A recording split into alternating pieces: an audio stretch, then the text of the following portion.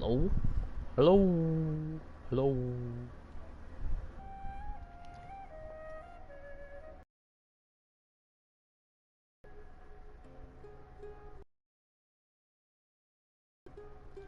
Well, hello? Welcome back. Going to be helping the Dendro Archon Nahida.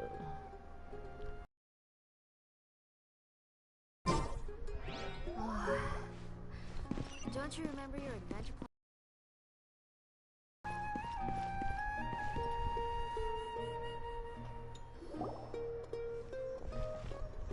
This fortune-telling spot. So should we ask the fortune teller about Sataria? No, I already have enough information on Sataria. The most important thing now is for you to pay attention to the vendor's talking style and key characteristics. Talking style and key characteristics? My poor lost lambs, have you become troubled over your fates? The divine voice of wisdom often echoes between mine ears. If thou be blessed today by the gods, I may be able to show you. Really? Nahida, you've been whispering things to her? Shh! My friend here has some doubts regarding his future. Can we get a fortune reading for him? Of course, of course. In that case...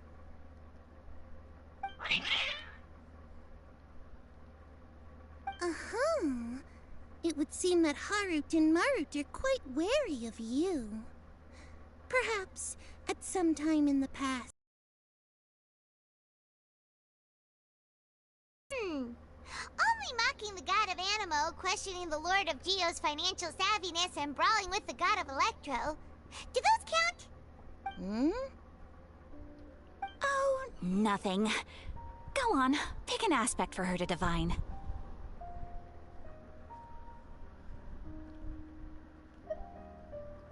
Love prospects? No problem at all.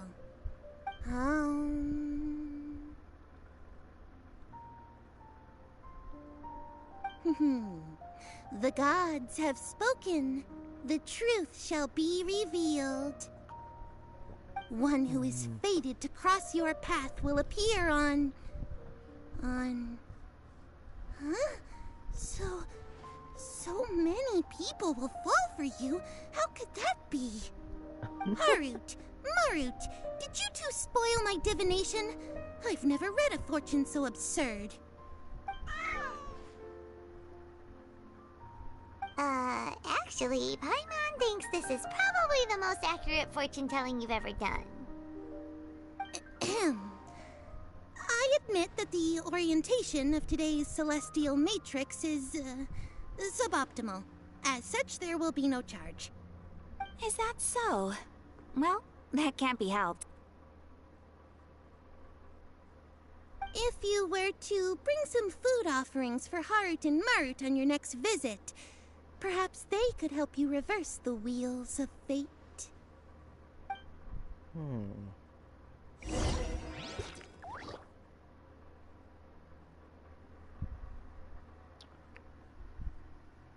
Let's see.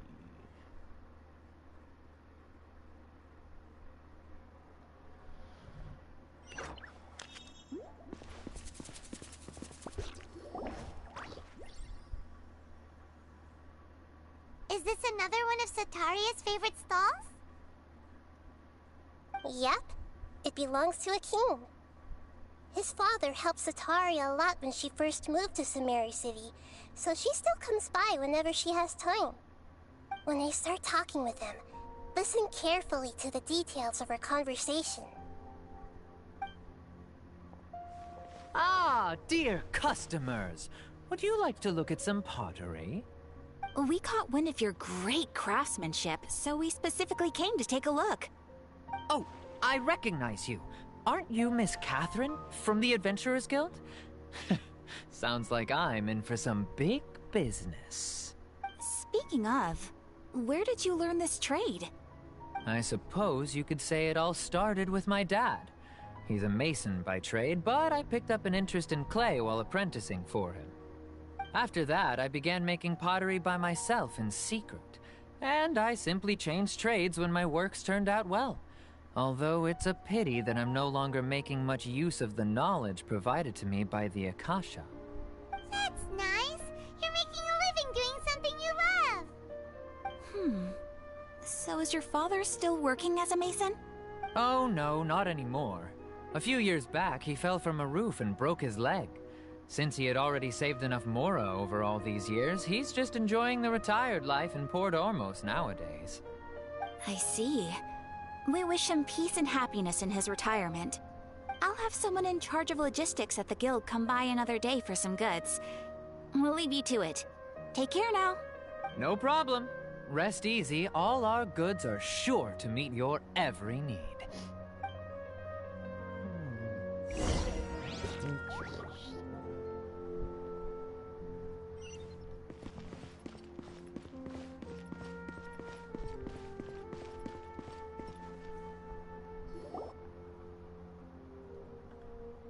This should be our final stop. Cetaria's always thinking of this restaurant when she's working at the academia, so she always comes by whenever she's out in the city. Nahida, you've really thought of everything! It's my duty to protect Sumeru's citizens, after all. Hi there. I feel like I've seen you down by the docks before. Huh? Sorry, I don't quite remember. If I recall, you were having a discussion with someone about shipbuilding at the time. Ah, that's right! I've always been really interested in feats of marine engineering. After all, I grew up in Liyue Harbor and spent my entire childhood staring at the ships going in and out of the port. I came to Sumeru to study, but failed to make it into the academia due to my lack of talent. But I'm still discussing all kinds of problems with different scholars, and I'm continuing to study and perform research from the restaurant's basement. I'm sure I'll get to the academia after their next round of exams. What an admirable spirit for learning. Amazing! Sure, but you'll find hardworking people wherever you go. So this restaurant has a basement as well? Huh. First I've heard of it. That's right. It's not usually open to patrons. Most of the time, employees use it for breaks or to hold private events. I see. Guess that makes sense. Well, good luck with your studies, Miss Chishan. Thank you so much. As long as I can make it into the academia as an official student, I'll be happy.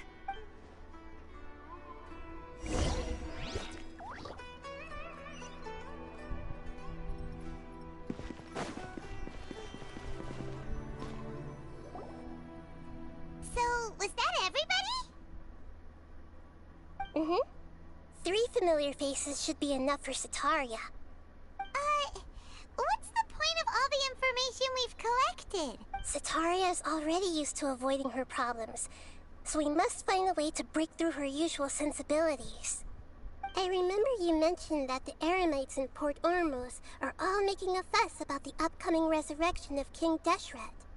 Although it's all just a boatload of nonsense, the fate of her homeland may turn out to be Cetaria's soft spot. Oh, Paimon gets it now! You want to take advantage of the guilt Cetaria feels about her homeland. Although she knows she should return home to help the people of the desert, all she's done is conspire with the sages.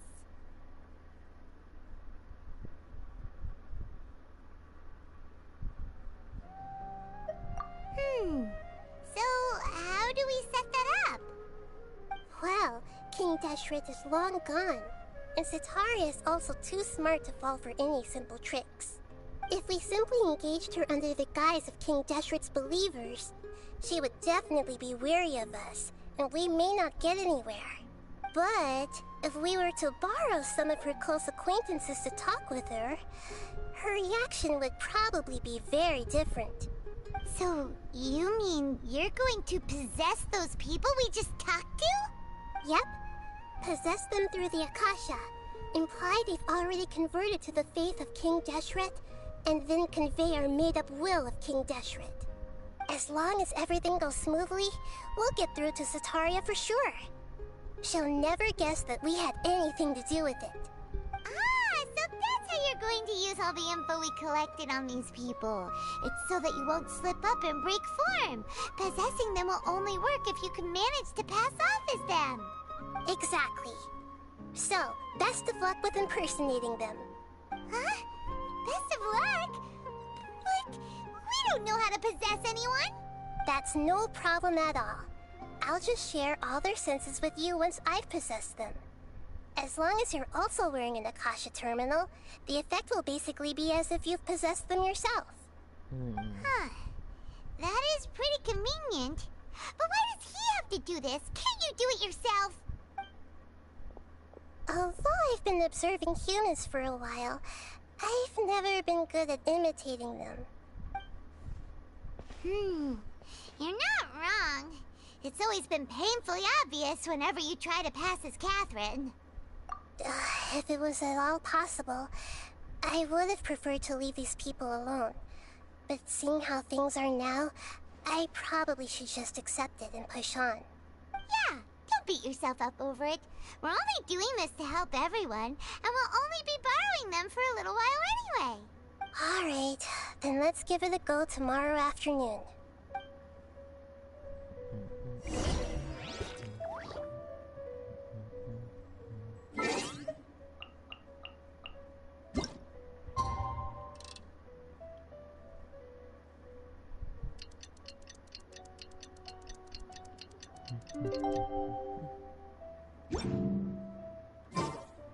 The value of knowledge cannot simply be quantified in monetary terms.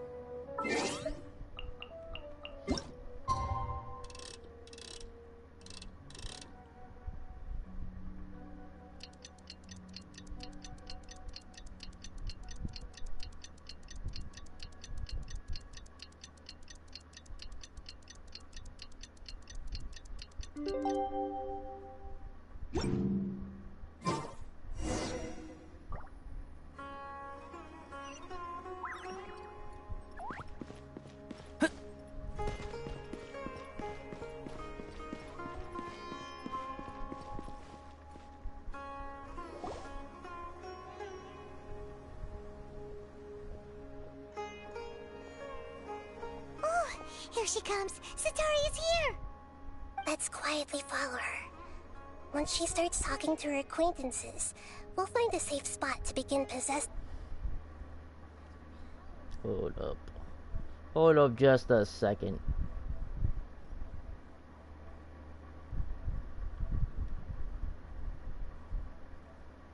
Go! Looks like they've already started talking. Let's find a hiding spot and get started.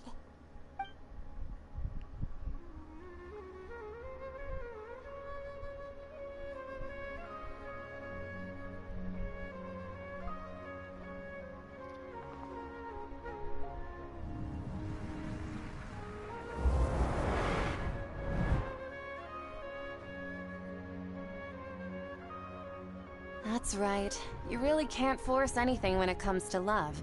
And besides, everyone around me has a very different background and outlook. Are you still listening to me, Nabia? Oh, of course I'm listening. You were talking about troubles with your love life, right? I heard everything you said. Okay then. You just seemed a little distracted for a moment there. Strange. Your cats seem pretty worked up. Is something wrong? I always thought they were quiet, happy kitties. Oh, what are their names again? Ah, that's right. They are just little darlings, aren't they? Harut and Marut. So, which fortune do you want me to read for you today? You must have come for another echo of the divine voice of wisdom. I'd like to get another reading on my love prospects, but to be perfectly honest with you, I feel like I've been a real mess recently. A mess? Well, could you do a reading on how long it'll take me to finish my current project at work? I really just want to get it over with. I hear you. No problem at all. The gods will reveal the truth.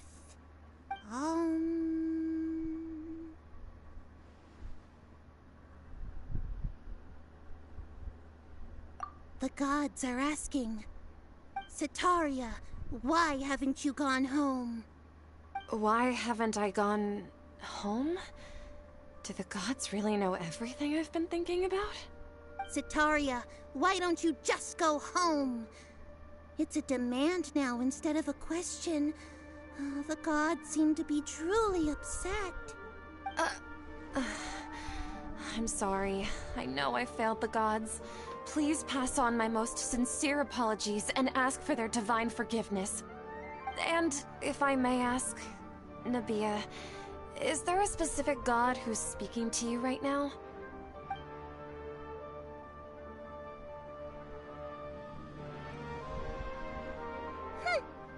What an inconsiderate and naive question. The god who is speaking to me is, of course, the wisest and mightiest of all, King Deshret. King Deshret? No wonder he would make such demand of me. Wait a second. King Deshret passed away a long time ago. Even though news of King Deshret's resurrection has been spreading like wildfire, it's all just a misinformation campaign from the Academia. How can King Deshret still exist in real life? What insolence! I am King Deshret's most loyal believer. Do you wish to refute his voice of wisdom? Oh, no. As a child of the desert, I am only reveling in his power upon learning that his divine glory has touched even this city. I will think very carefully about his demand of me.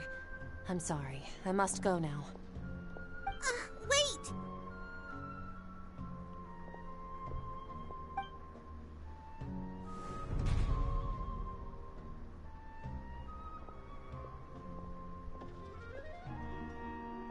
Oh, she just ran off in a hurry. She looked pretty upset, too. Well done. Setaria didn't seem to suspect anything amiss. To have something she's been trying desperately to avoid show up out of nowhere and berate her, that must have shaken her to the core. Aw, Nahida, it seems like you understand human emotions really well after all. All I know are some abstract Harvata theories. In any case, my time with you has shown a lot of them to be utterly useless. I'm still trying to make sense of everything. Anyway, enough of that. Let's hurry and catch up to Setaria.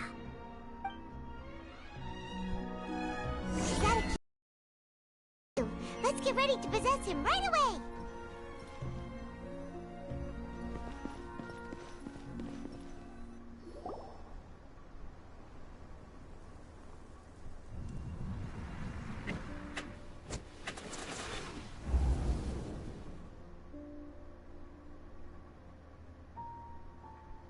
It's okay. I just got caught up in something.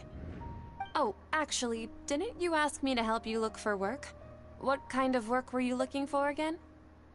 Oh, right. Your old man's craft. How could I forget? Speaking of, how's he doing? Is he feeling any better?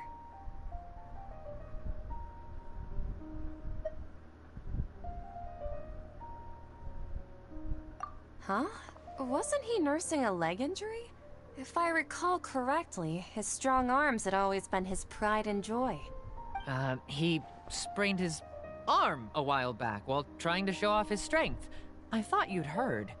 Actually, while we're talking about him, is he still living in Port Ormos? Yeah, he's been retired there for a while. If you could find the time, please write him a letter. Let him know that recently, faith in King Deshret has taken root in Port Ormos and has begun to spread across Sumeru. He has a quick temper and has always been a devout follower of the Dendro Archon. I don't want him to get into a fight with those King Deshret believers because of a difference in beliefs. Oh? So, who are you siding with in all of this? The Academia or King Deshret? I'm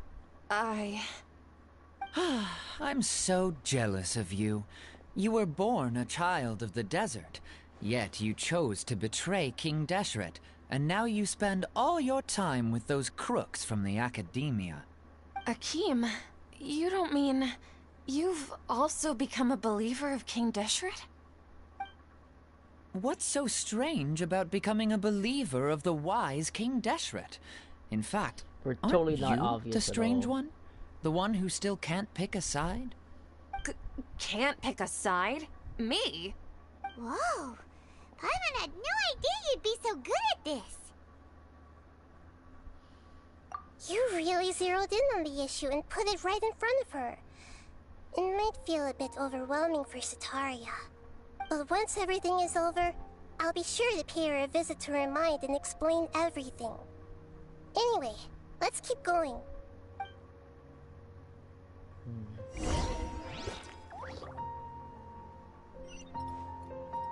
Come on! Sataria's...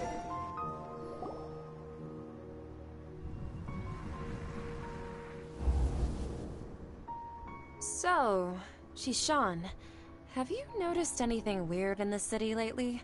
Like, as if someone was trying to preach to you about something? Oh, right. Speaking of strange things, I celebrated the Sub-Zerus festival so many times that I lost count. That was really weird. Wait, how could you be aware of that? That should be impossible. Nothing in the report indicated anything like that. Are you still failing to realize that the Academia's lowly tricks could never deceive all of Sumeru's citizens? Shishan, don't tell me that you've converted to King Deshret as well! What an absurd question. You make it sound like I should be ashamed for becoming a believer of King Deshret. In reality, shouldn't you be the one who is ashamed? You, who worked side by side with the Academia, and treated people as nothing more than experimental subjects? Please, please stop! It's kind of awful when you think about it. Even now, Sataria's still trying to run from her problems. She can no longer justify everything to herself. Hey, she's trying to talk to the guards! What should we do? This is the most important part of all. Quick, get ready. Mercenary, you're a member of the Corps of 30, correct? Please help me pass a message to the Matcha right away. The situation in the city is getting out of control. Please, try to remain calm, miss. Tell me what's happening in the city. Heretics are infiltrating the city, and they've already converted many residents to their side. Heretics? What kind of heresy are you talking about? King Deshret! Many people I know have suddenly started believing in him, but he's long dead. It's impossible. Miss Sataria, nothing is impossible. You know my name? King Deshret is immortal, and all who defy him will one day pay the price. You must face the truth, Sataria. You tread a treacherous path, and the longer you ignore it, the tighter the Academia's grasp on you will become, and the deeper you will be ensnared. Child of King Deshret, never forget that the desert that belongs to you lies elsewhere. What's so strange about becoming a believer of the wise King Deshret? In fact, aren't you the strange one? The one who still can't pick a side? What an absurd question. You make it sound like I should be ashamed for becoming a believer of King Deshret. Sataria, why haven't you gone home?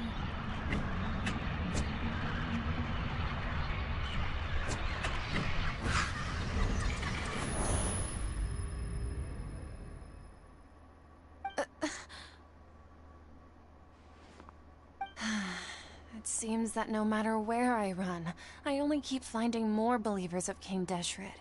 I have to say, this is a familiar feeling.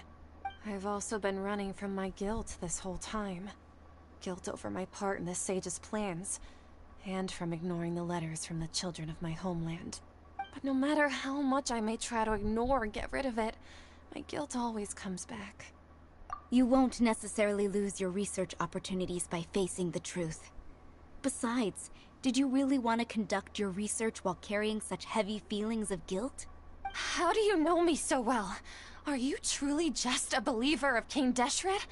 Or are you the god himself? That's not important. The important thing is to pass judgment on the academia and its sages, and to correct their mistakes. If you could provide some assistance in this matter, perhaps it could serve as a form of atonement. I've actually never believed in the gods, but I've always believed in serendipity. Your appearance must be a fated opportunity for me to get out of this wretched situation. Please tell me, what can I do for you? How much do you know about the sage's current activities? I was just one of the designers for the masked dream harvest scheme, which is what happened around the Sub-Zero's festival. But I know very little about the full scope of the overall project. I'd assume that only staff with the highest clearance would have access to those confidential documents. I've just been working to meet the Grand Sage's specified requirements. However, there's something that's been really bothering me. I heard that a scholar who was previously expelled has returned to the city, and even the sages are still quite wary of him. To fight against the academia, we will need to figure out the nature and the purpose of their work. Is there a way for us to get access to the confidential documents you mentioned? I'm Sage, and I've been working on many tasks outside of the project. One thing, though, I won't be able to transfer the documents to you through the Akasha once I get my hands on them. The sages have always closely monitored all activities within the Akasha. Let me see... let's use the most primitive method. Send someone to pick up the documents tomorrow evening at the Academia entrance. The Academia entrance? Wouldn't that be too conspicuous? Don't worry about that. I assure you, this won't be a trap. I'm only suggesting this location because it'll draw more scrutiny for me to leave the Academia again. It'll be safest for me to distract the guards long enough to hand you the documents. Alright, I trust you. So, if I were to successfully complete this task, would it mean I've atoned for my wrongdoings? That'll depend on the judgment of the Dendro Archon. The Dendro Archon. That's right. Her people are the ones we have endangered. As the God of Wisdom, she's also the one responsible for judging and guiding the scholars. Maybe it's time for me to find a god to believe in. Just as Nahida predicted, we've managed to bring Sataria to our side! The Traveler's Can execution you speak was any ingenious. louder? Holy He's the one who moly. deserves all the praise. Well, now that we've made plans to meet again tomorrow evening, all we can do is pray for Sataria's mission to go off without a hitch. Pray? But if we're going to pray to the gods, aren't we just praying to you? God of Wisdom and Guardian of the Scholars? No. The truth is the true Guardian of Scholars. I've always believed that. Anyway, let's meet again tomorrow evening at the Adventurers Guild.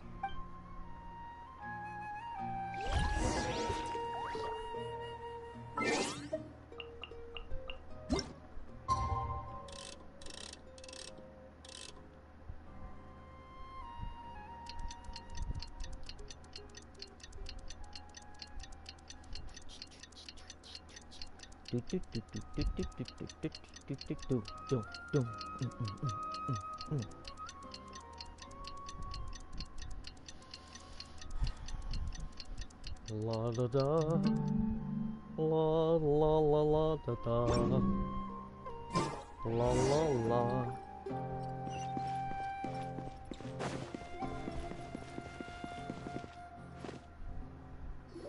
Catherine, we're here! Oh, you are the other Catherine, right? That's right. I suppose I'm the other Catherine in your mind. Shh!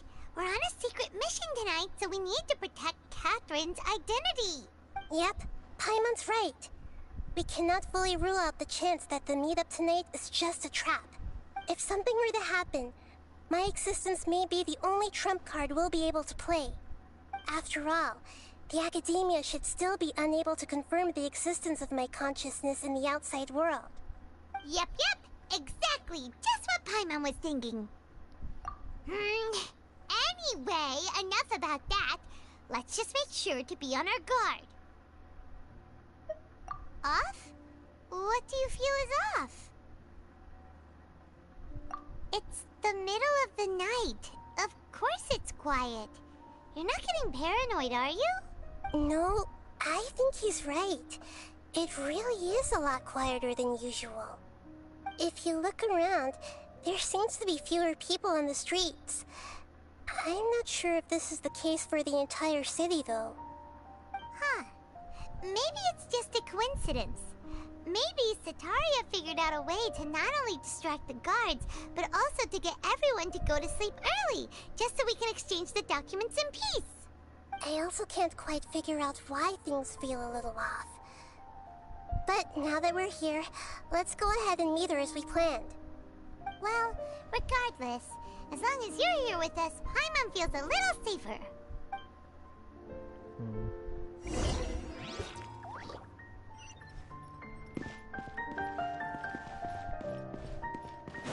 Huh. There really aren't many people out right now. Let's hope it'll be this quiet in front of the Academia, and that Sataria...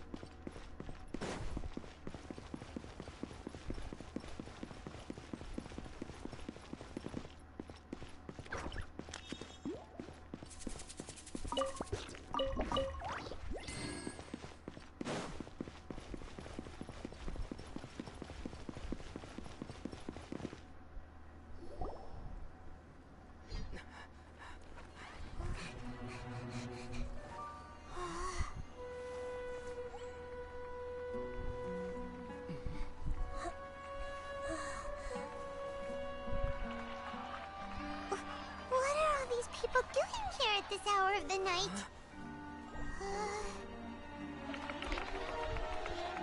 Ah, the triumphant hero returns at last. And to a rather spectacular welcome, even if I do say so myself. You're the outcast, expelled from the Academia. Indeed I am. Although these days they tend to call me the Doctor.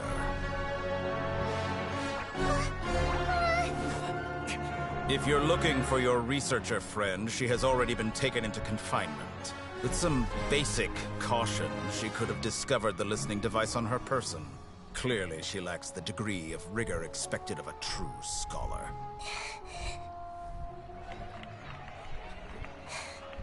The people of Sumeru City.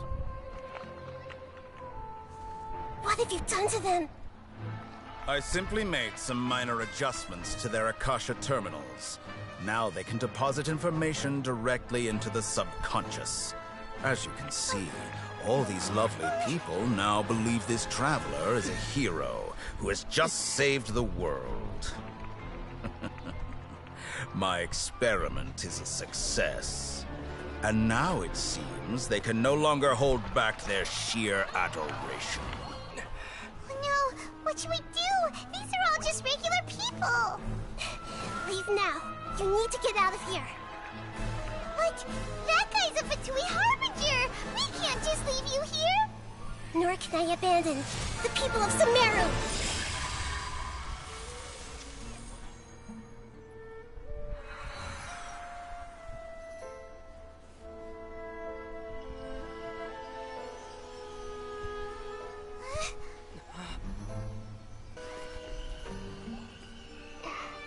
I see. You appear to have overridden their mental faculties with your own consciousness. To possess such a powerful mind, you must be the God of Wisdom.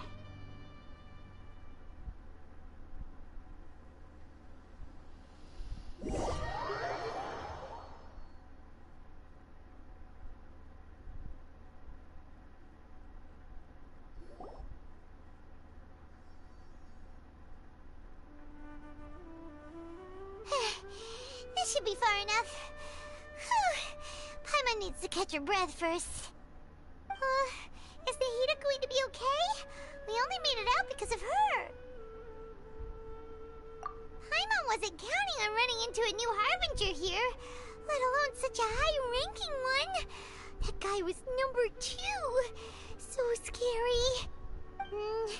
He called himself the Doctor. Remember, Tainari told us about him. Sataria did say that someone who once got expelled from the Academia came back recently. And that even the sages are wary of him. Yep, Sounds like she must have been talking about the doctor. Yeah, now that the doctor's in the picture, we're no longer just dealing with the academia. They're in cahoots with the Fatui. Of course they are. What are the Fatui after this time? Another Gnosis? Yeah, things would be a lot easier with Nahida's help. Nahida said we'll meet again outside of the city. But we can't just keep waiting around, right? You mean... Oh, right! Wasn't he invited by the sages to work on some project when we were staying with him in the Vidia forest? That has to be the same project! Even though he turned it down at the time, he might still know something. There's no time to lose. Let's go to Gandharvaville. Let's go.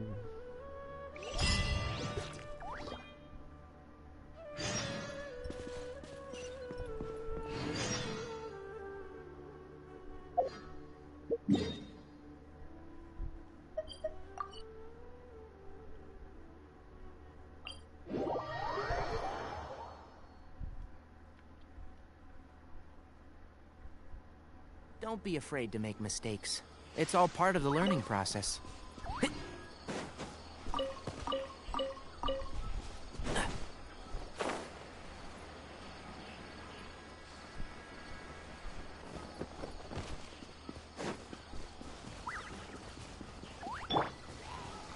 Incinerate! Yeah.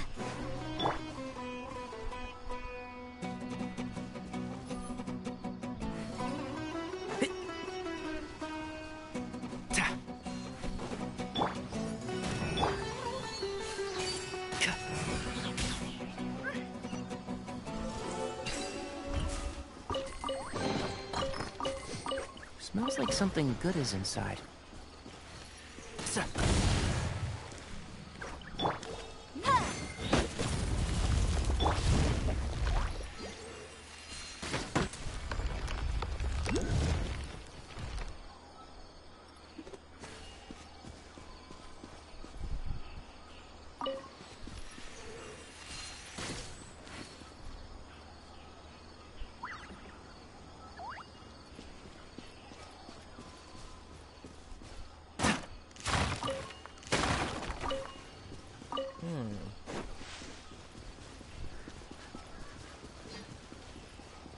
This is up there.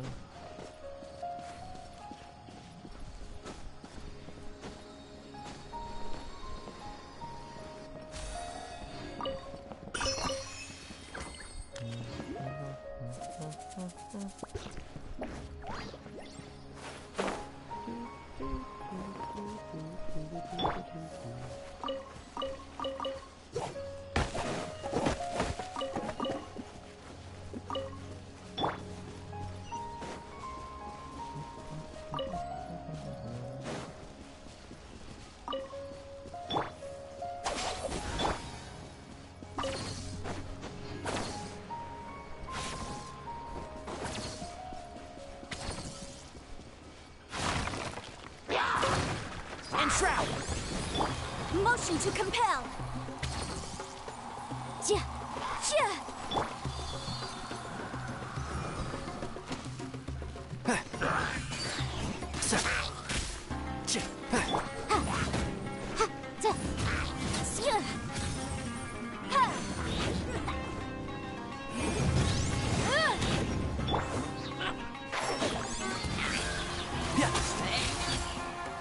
Keep up.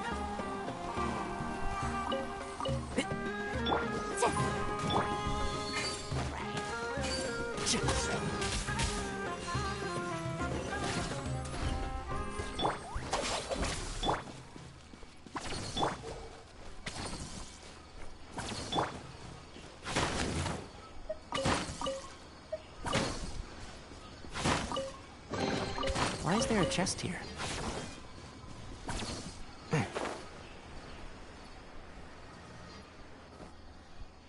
Hold it right there. A blonde-haired traveler and a floating fairy. We've got you all right. Take a look around. You've fallen right into our trap. Right. Are you mercenaries from the Corps of 30? Did you come here to arrest us? Corps of 30? We're nothing like those government lapdogs who don't even get scraps for their work. We are an elite brigade that commands the highest commission rate in all of Sumeru. We're here on the orders of a client known only as the Outcast. The Outcast? An outcast from the academia? But why wouldn't the doctor just send the Fatui after us? Still wasting time on idle chit-chat. We'll shut you up soon enough. Get them! Get them! Get them! You're up, Traveler! Following orders. One with the forest. Let's nip that in the bud. Motion to compel.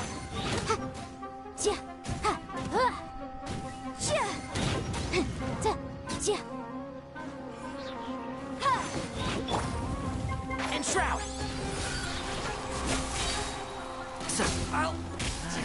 That's no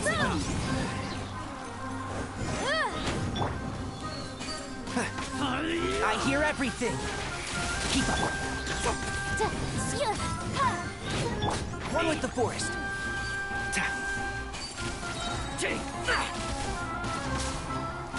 Let's nip that in the bud. Need.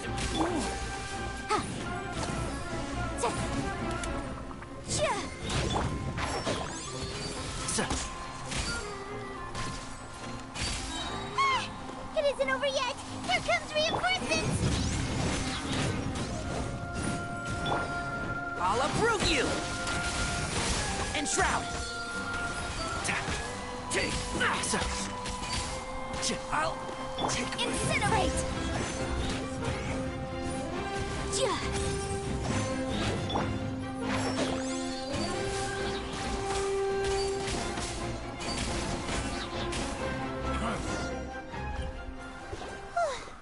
That was pretty rough. Is that what elite mercenaries are like? Yeah, looks like we'll have to keep our guards up. But this doctor guy seems like a pretty tough opponent. He knew exactly where to set up an ambush. Did he predict that we would try to find Tighnari? Going up against smart people is tough. Anyway, let's keep going. Sounds good.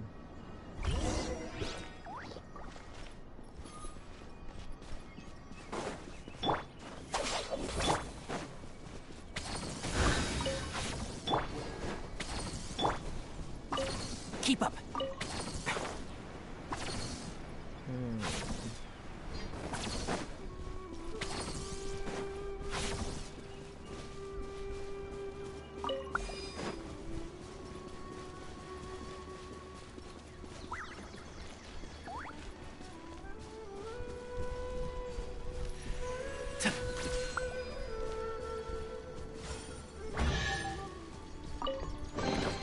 Why is there a chest here?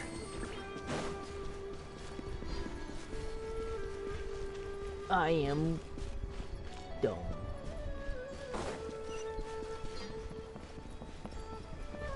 I'll have to grab a drink with Flame May when I'm back in the city.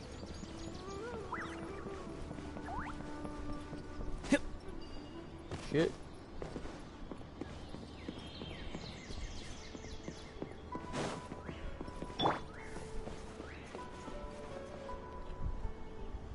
Oh, it's the Traveler and Paimon.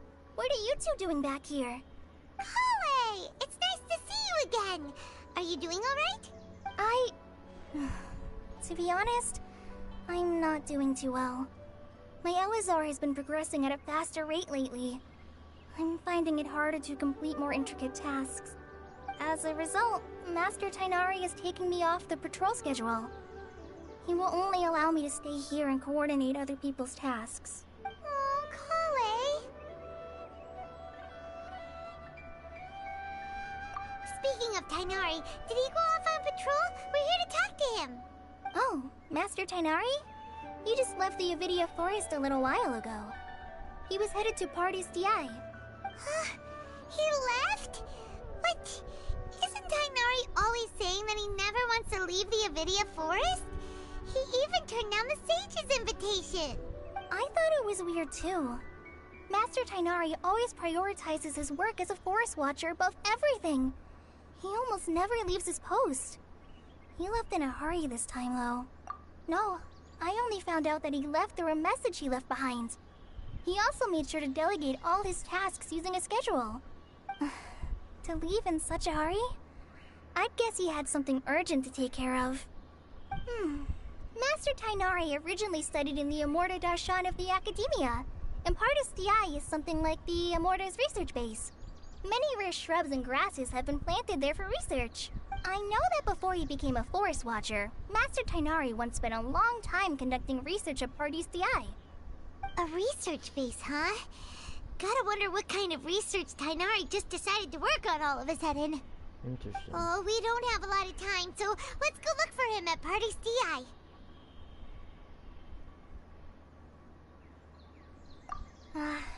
Don't worry. I'm fine. I'm used to living with Elazar by now. If you run into Master Tainari, please send him my regards. Sounds good. Got it. Will do. See you later, Kale.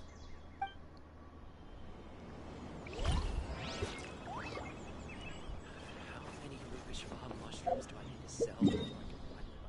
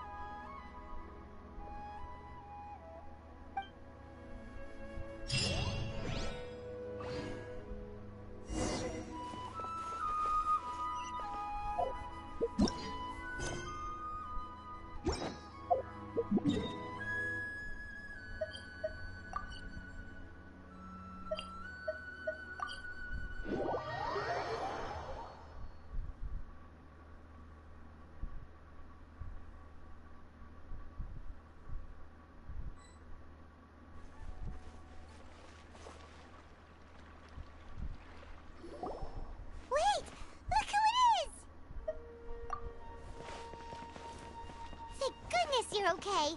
We were so worried about you. Hey, this was supposed to be a touching reunion, but you're ruining the moment. Actually, it's very smart of the Traveler to be wary of me right now. After all, the Doctor has shown that his technology can apparently even control human minds. Plus, it's not like you could have known what happened after we split up and I was facing the Doctor by myself. Even a pool of stagnant water after a torrential storm can occasionally pass as a patch of sky. Paimon feels like only the real Nahida could come up with such an obscure analogy. Huh? But I wasn't trying to win your trust or anything. All I wanted was to clarify my point. Well, we understand that point now. Please, Nahida, tell us more about what happened. Are those poor people all right? When you left, I was still in the middle of restoring everyone's minds. Thankfully, when the Doctor mentioned depositing information into the subconscious, he didn't mean engraving information into their minds. Instead, he did something closer to creating hallucinations. That was still within my power to fix. Luckily, I managed to finish my restorations and mind jump away from him just as he was about to capture me. Whew. What a relief. The doctor sure pulled out some hidden cards, but good thing we had Nahida with us. I wouldn't be relieved just yet. I gave away my true identity when I restored everyone's minds, which means we've lost another one of our trump cards. Also, the doctor is already an expert at modifying Akasha terminals. Maybe it's only a matter of time until he captures my consciousness inside the Akasha. Would that mean you'd no longer be able to jump between minds? Then how do we stop him? He's still at the academia, so it's possible he already started messing with the Akasha. Yes, what a nasty piece of work. Plus, the doctor's combat ability alone is apparently enough to make him worthy of being number 2 of the Fatui. We shouldn't give up hope just yet. Let's try to find another way to attack this problem. Actually, Boom. Nahida, how did you know we were trying to get to Party's DI? Have you been waiting for us? Yes, I have. I can see the Traveler's elemental energy, so I deduced your destination by looking at the direction you were moving in. You didn't come here for sightseeing, right? Did you find any leads? We're looking for a scholar we know. His name is Tainari, and the sages once tried to reach out to him. Why don't you come inside with us and see what we can find? Okay, let's just hope we won't get him into trouble.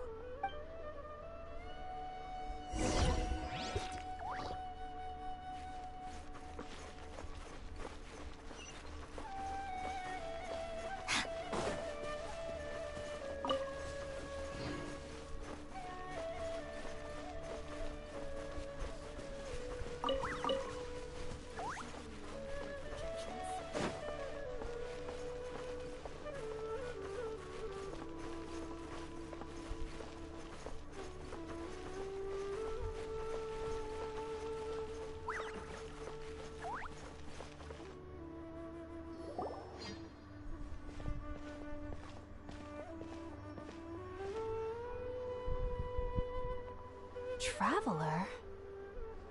It is you! Ah, it's Hypatia! Ah, what a pleasant surprise! It's so nice to see the two of you again. Who's this? She's a scholar we met in the Avidia Forest. When we last saw each other, she was still training in the... what's it called? Satyavada life? Oh, I see. That's right, we're old friends. You've come at just the right time. Ever since I've come here, hardly anyone has even talked to me. Hypatia, you're way too excited about this. Actually, for you to leave the Avidia Forest means... you're not in training anymore? Wait, no. Did you already finish your training and reach Pariporna life? What do you think? My consciousness has already managed to make contact with the divine. You did it! Congratulations! It's so exhilarating to share this sublime joy with others at long last!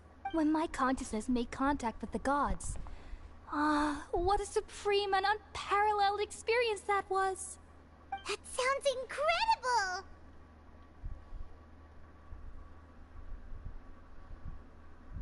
Oh, all right. Actually, please wait.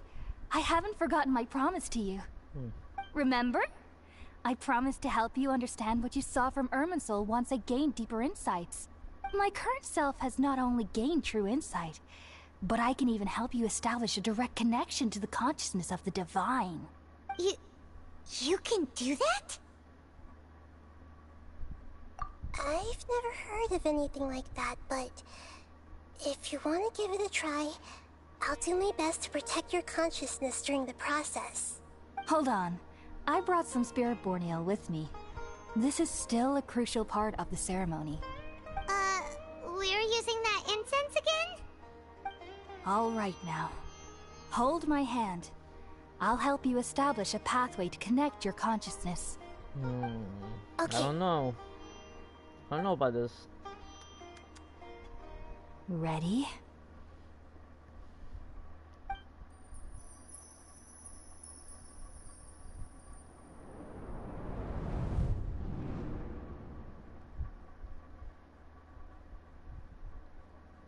It took 3 betrayals for me to finally understand. The world is just an elaborate tapestry of lies. My fury will never be quelled. The first to betray me was a god. My creator. My mother. Valuing strength above all, she saw no worth in me and I was discarded. The second was a human. My family. My friend. Consumed by fear, he saw me as an abomination. The third was one exactly like me. A hope for the future. A fledgling barely out of the nest. Powerless before his mortality, he broke his promise to me. Humans, they can't be trusted. And the gods fill me with pure loathing. So I said good riddance. I denounce the world and laugh in its face. My chest will never again be defiled by worldly filth. I will scrub away every last trace of human emotion. Then it will be empty, a blank slate, and ready to receive a supreme gnosis, brimming with pure divinity.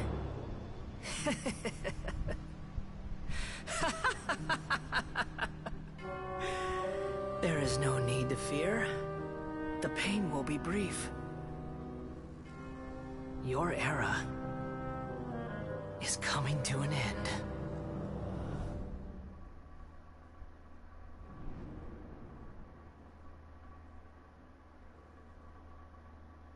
What was that?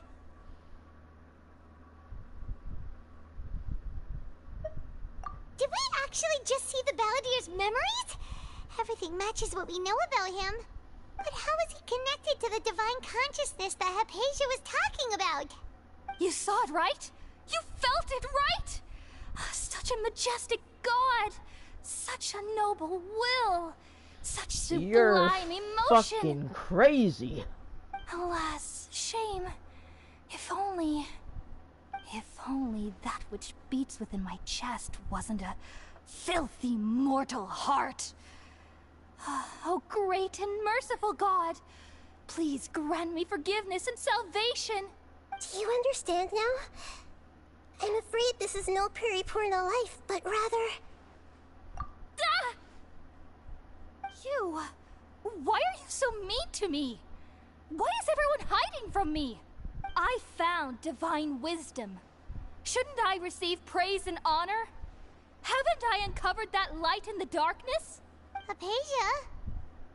That's how I always thought everything should be. Wait.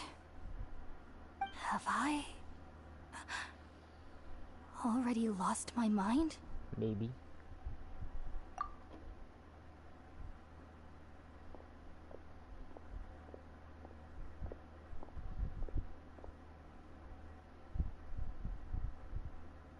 Wait, something isn't right.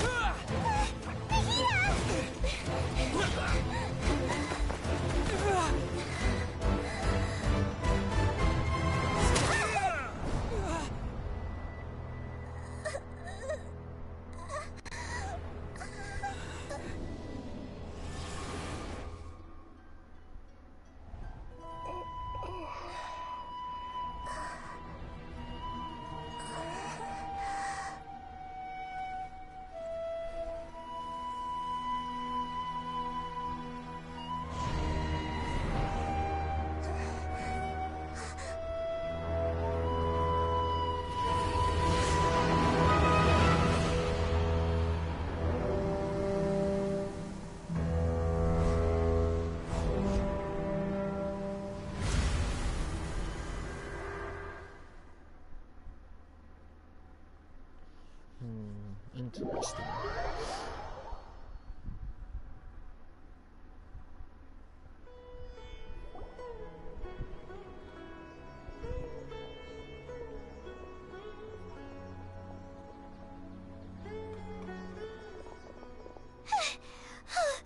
Okay, we finally lost him. Are you okay, Nahida? Wait, no. Something feels different. You're back! Oh, the Traveler's back? Nahida was controlling your body for a while. It seemed like she jumped over to you as an emergency measure right before the Catherine puppet was destroyed. After that, Tainari heard the commotion and came over. He helped us defeat the mercenaries and then he ran with us all the way here.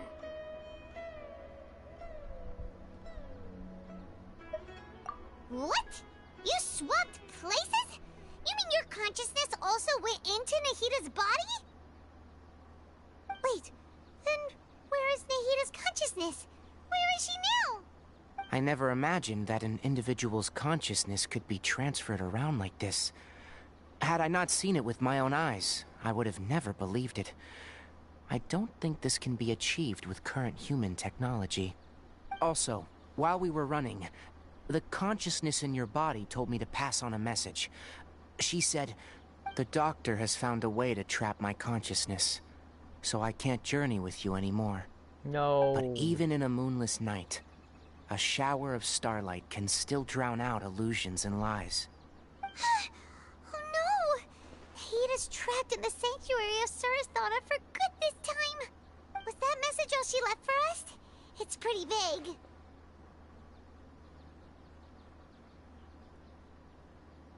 Oh, that makes sense. Since the doctor captured her, she won't be able to say anything without him knowing. She's being extra careful. Even in a moonless night, a shower of starlight can still drown out illusions and lies. Huh. Paimon knows the moon illusions and lies are from that alchemical divination at the Sub-Zero's festival. Didn't Nahida use a starlight analogy before?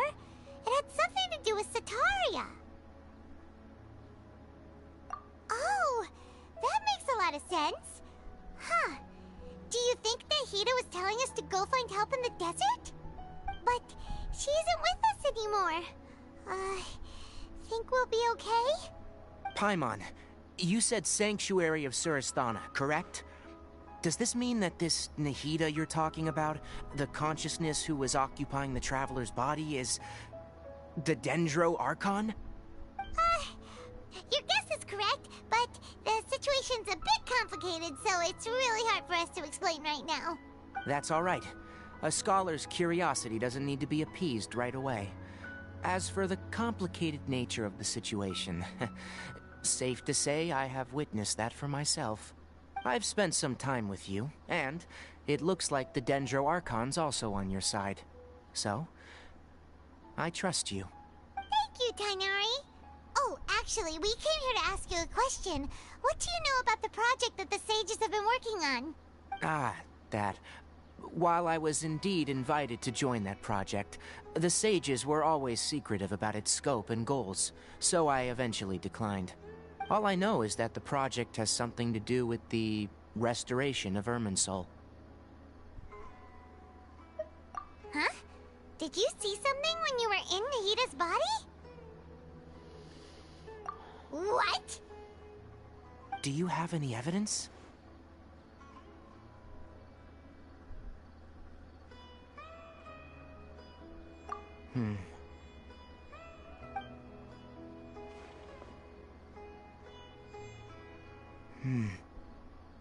So that's what happened.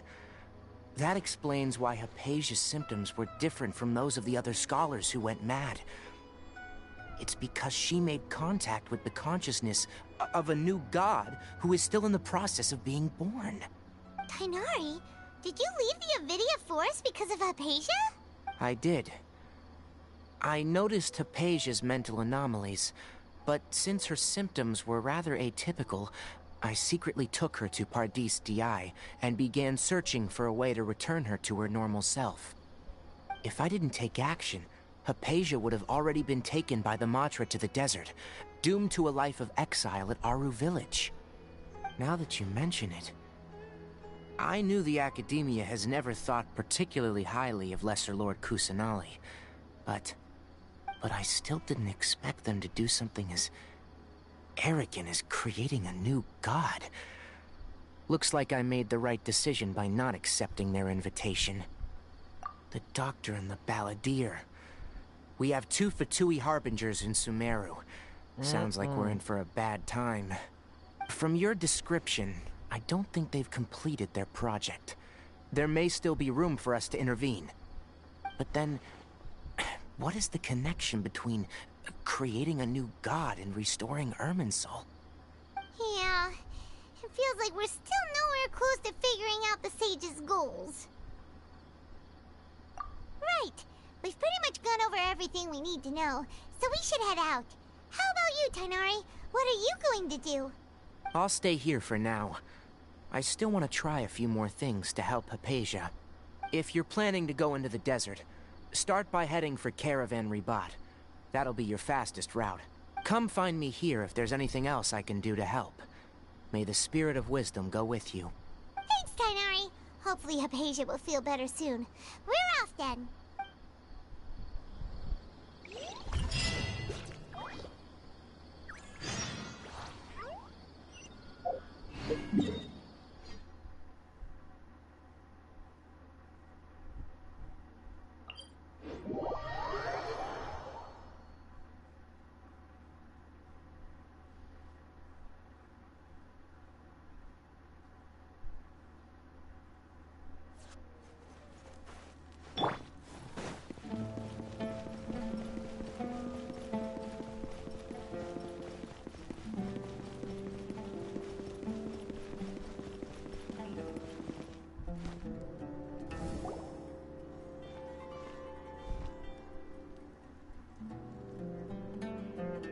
We finally made it to Caravan Ribat.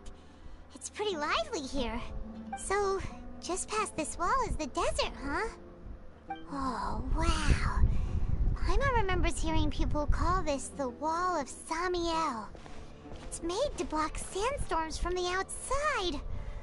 Oh, if it's this tall, it's gotta be the divine work of Greater Lord Rukkhadevata, right? Enough gawking. Come on, follow me. Huh? Over here.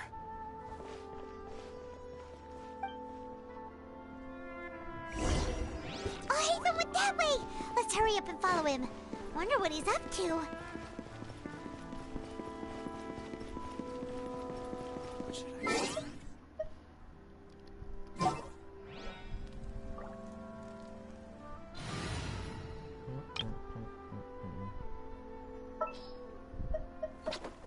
Just what will we come across this time?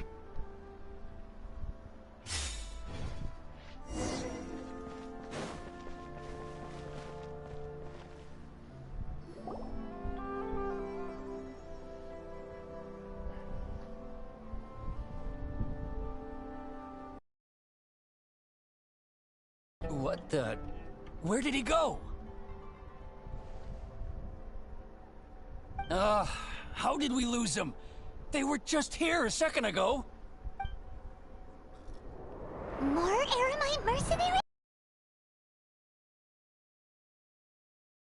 Traveler, it seems like we were being followed again. You were too careless. You should have noticed those hopeless amateurs trailing you a long time ago.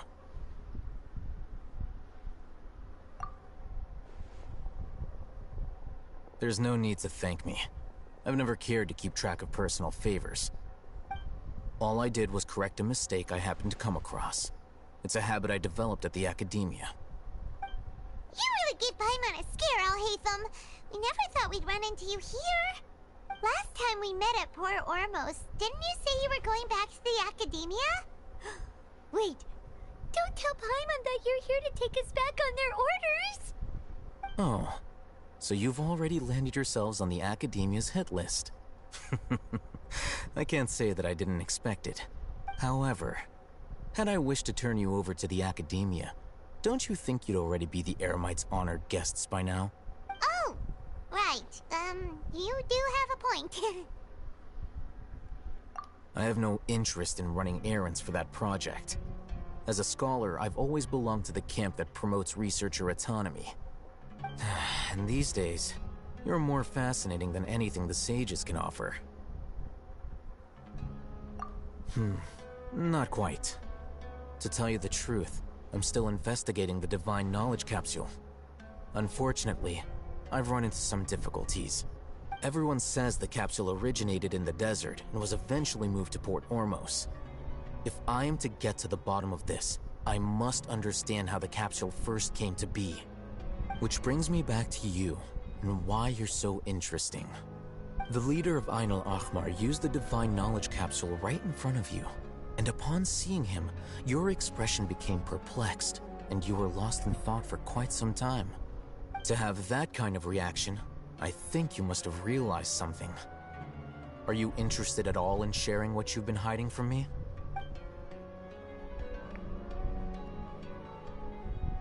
Alhaitham, you really have a ridiculous eye for detail. What kind of person even notices or remembers stuff like that? So that's your answer. Well, I do work for the Academia after all.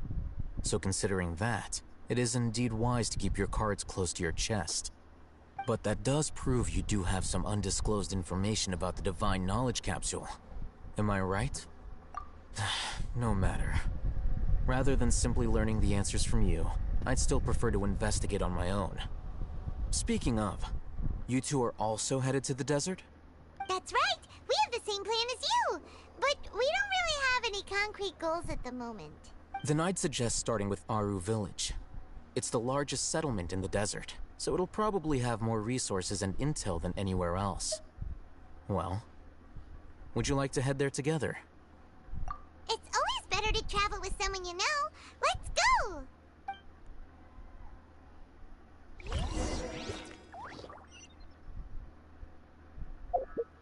Oh, I just teleport there.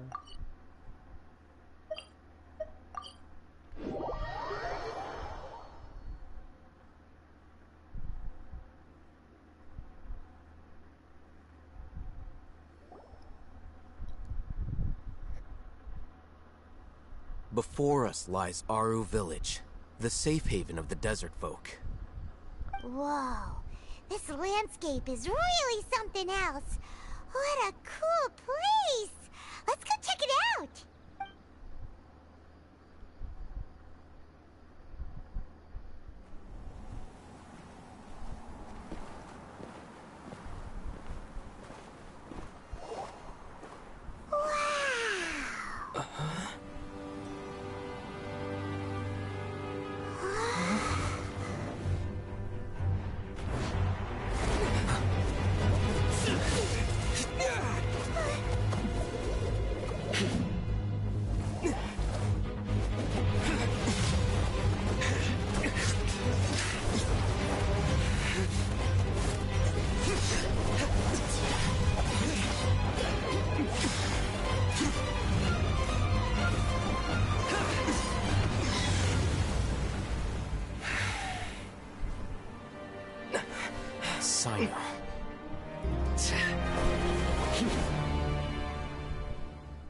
Unless my memory fails me, we have barely spoken 2 words to each other before now at the Academia. Would you care to enlighten me as to when and how I invited the General Mahamatra's wrath? Alhaitham, do not think you can escape my judgment just because you managed to escape my attack.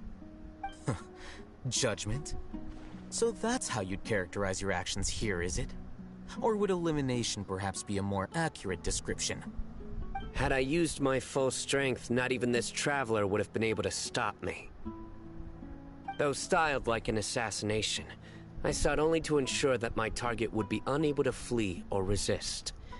Standard practice for the Matra, as well you know. Seemed to me more like your own personal touch. Who is that, Alhaitham? Did you call him General Mahamatra? Yes.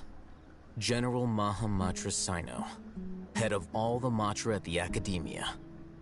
He's a formidable hunter, and the ultimate nightmare for any who have committed academic crimes. You seem to have placed a lot of trust in Alhaitham, to the point of blocking an attack for him. If I were you, I'd never choose to side with him. I wouldn't believe a single word that comes out of his mouth. I have been pursuing this scribe for a long time. I urge you, stand back and do not seek to defend him any longer. Otherwise, there will be consequences. Has Alhaitham done something wrong? Paimon doesn't think he's as bad as you've made him out to be. I won't waste my breath explaining things. Alhaitham, I saw it during our fight. Take it out. The divine knowledge capsule you're hiding on your person. Unless you want me to retrieve it for myself. Very perceptive of you. Nothing escapes a Matra's senses. Wait! The divine knowledge capsule? Didn't it fall into the Matra's hands in Port Ormos? No wonder you speak with such confidence, Sino. But I must admit, I'm very curious. What does this capsule mean to you? And why, as General Mahamatra of the Academia, are you all alone in the desert?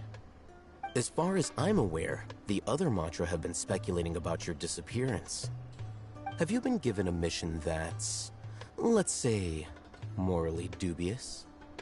If I was the real target of your mission, what was stopping you from simply using your authority and resources to judge me within the walls of the Academia? I should have known you'd be difficult to deal with. You two? Ugh! What you would do, Traveler? Paimon feels like we can't trust either of them! Ahem. Well, look at you two, acting all tough and self-righteous over there. Wait, Dia?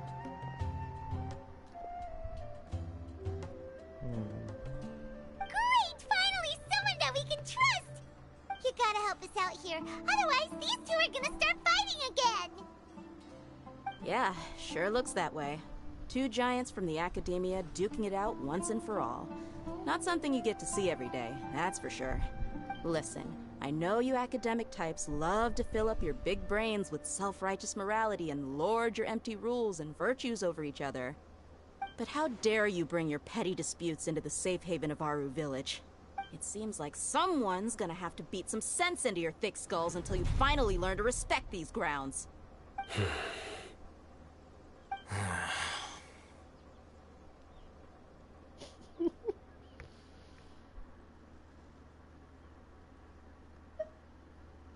Hey, did either of you hear a word I just said? Whoa, what's going on? The wind's so strong! Is this a sandstorm? Paimon's gonna get blown away! Paimon, no. Another sandstorm? What's up with these recently? Hey! All of you, over here, quickly! We have to take cover! Someone's calling for us! Oh, this wind is too strong! Let's get over there! That sounded like Candace. Come on, you two. Jeez, are all of you Academia folks such hard work? Move it! All right, stop yelling.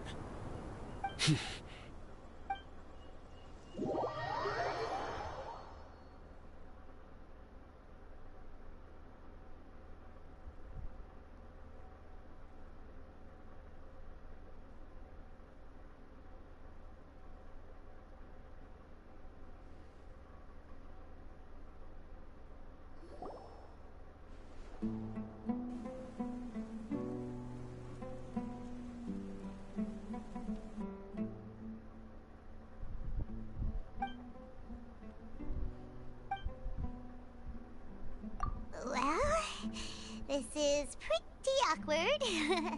Hey, wanna play sardines with three people who wanna tear each other limb from limb? Sure, why not? Sounds fun. The air is so thick and heavy. Paimon can hardly keep floating anymore. My sincere apologies, everyone. This is the home of our village chief. I will have to ask you to make do with this small room until the sandstorm dies down. Please, let me introduce myself. I am Candace, protector of Aru Village. Our savior has come at last! Nice to meet you, Candace. The name's Paimon. Thank you so much for helping us. There's no need to thank me. It's only right to help each other when the weather gets rough. Wow, she's so gentle and caring, like a nice older sister. Unlike those guys over there. Alright, now that we're all better acquainted, we should return to the topic at hand. As a guardian charged with the responsibility to protect my fellow villagers from harm, I was observing your conflict from afar, even before the sandstorm started. And now that you have set foot within our village itself, it is all the more my responsibility to make absolutely sure that you pose no threat whatsoever to us. So please, have an honest and sincere conversation with one another, and put your hostile feelings to rest. If anyone dares to start anything again while they are under this roof, I will not hesitate to send them out for some quality time with the creatures of the sandstorm. Oh, on second thought, Paimon may have misjudged Candace's character. And that goes for you too, Miss Dia. Uh-oh. Do I make myself clear? Alright, we got it, Candace. That's what I like to hear. So, which of you will begin? I was supposed to be a mediator, but I might have gotten a little too involved just now. Anyway, one of those two should probably start talking. Wait, that was you trying to be a mediator? I have nothing to hide, so there's no shame in explaining myself. While Alhaitham wasn't wrong about the other Matra not knowing my whereabouts, it's not because I've been assigned a morally dubious mission. Rather, I've chosen to exile myself. Huh? Exile yourself? A little while ago, I discovered that there was data missing in the Academia's project planning and development files. What little they did report clearly did not match the project's actual progress. As General Mahamatra, I had the responsibility and authority to request an audit. However, to my surprise, the person responsible for the erroneous data was none other than Grand Sage Azar himself. I tried to investigate the issue myself before submitting a formal audit request, but I soon found that all leads and potential pieces of incriminating evidence were carefully concealed from me. I began to realize that they were cautious of me from the very beginning. Unsurprisingly, the Grand Sage rejected my audit request as soon as the submission reached his desk. He even said to me, "The power of the General Mahamatra is granted by the sages. You have no right to judge us." So they really are up to no good. I realized then that to the Grand Sage, the Matra are nothing more than tools for the sages to assert and maintain their control over knowledge. The vows that we took, the principles that we strive to uphold, they are meaningless to the academia of today. I believed it would be wise to flee the academia before the sages had a chance to take action against me. This way, they can no longer see nor predict my actions. I will never give up on this investigation. There's no need for someone else to give me power or authority. Once I find the truth, I will administer judgment by my own name. Sino seems to have the same goal as us. We're all investigating the sages. Plus, now that he's no longer the General Mahamatra, he somehow feels a lot less scary. Well, Sino, if that's your story, then why did you see Alhaitham as a target? When I was investigating the matter in the academia, I overheard a conversation between Alhaitham and a sage. The sages asked you to investigate a blonde-haired traveler. Do you dispute this, What? Like many parts of the project, This assignment was undocumented. Now throw in your suspicious behavior with the Divine Knowledge Capsule, and I think we deserve an explanation.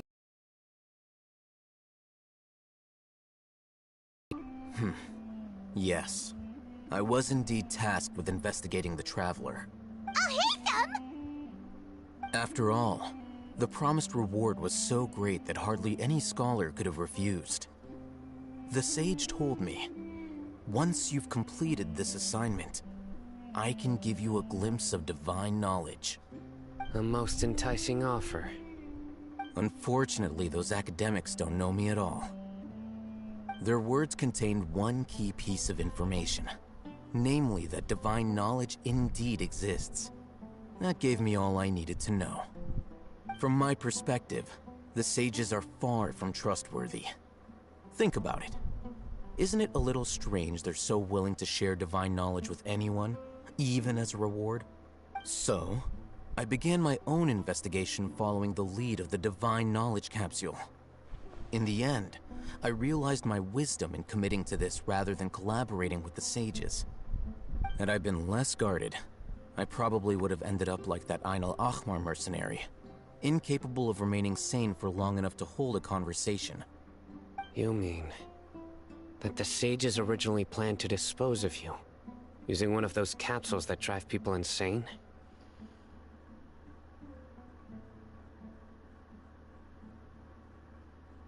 I'd already given up on the assignment by then. I only told the Academia I was waiting in Port Ormos for you to appear so they wouldn't suspect anything. So it came as quite a surprise when I encountered my erstwhile target while investigating the Divine Knowledge Capsule. Criminals do love to talk about coincidences. Even though I ran into the Traveler by chance, I had no intention of providing assistance to the Academia. Also, you should remember, you were the ones who decided to follow me and strike up a conversation after I left that tavern.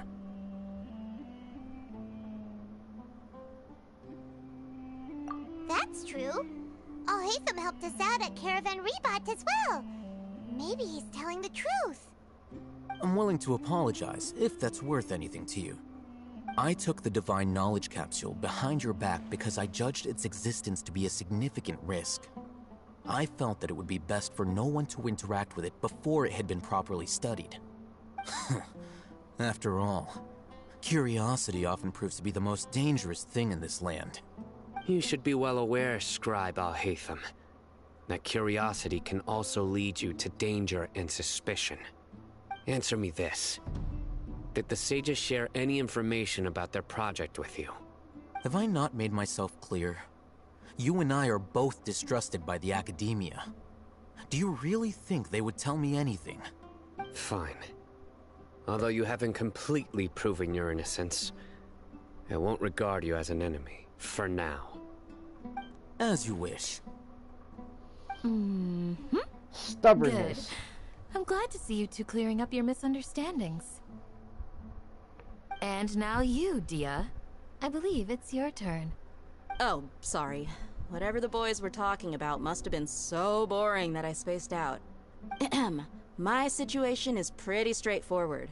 My employer, Dunyarzad of the Homayani family, is friends with the Traveler and is currently recovering from her illness at home. I had nothing going on, so I decided to return to Aru village for a visit.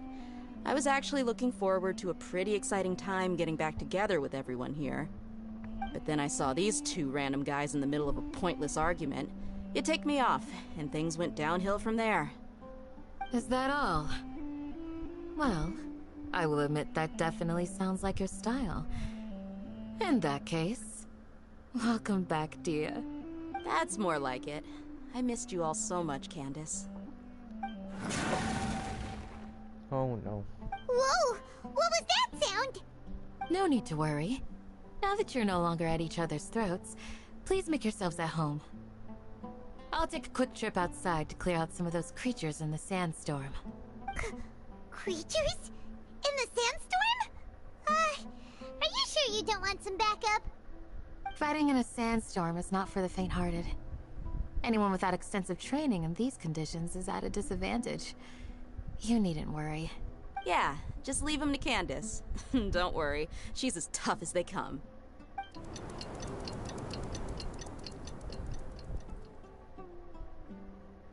The wind's died down. That means the sandstorm's over, right? Candace still isn't back yet, though. Is she alright? Maybe we should go out and check on her. When you put it that way, even I'm starting to feel a little worried. All right, let's go. We've been here long enough, and the boys are as chatty as the floor.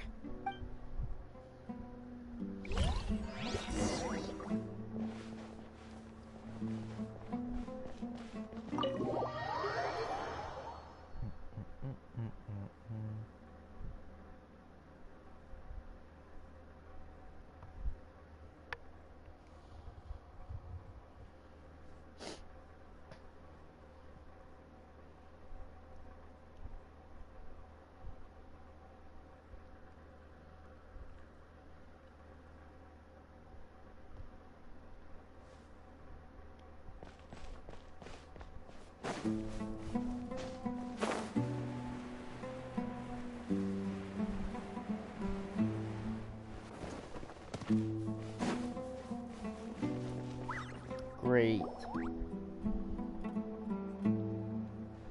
Whew. Candace, you're still fighting?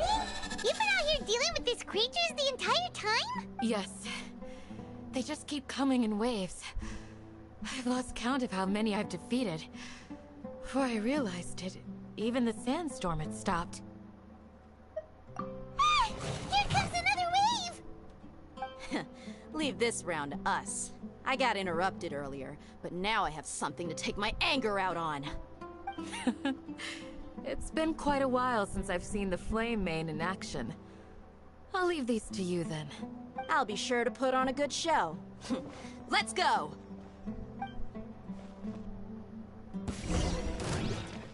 Terra Smash! Boom boom!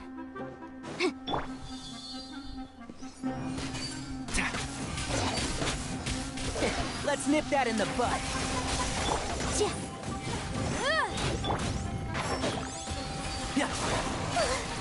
Here comes another wave! When are they ever gonna let up?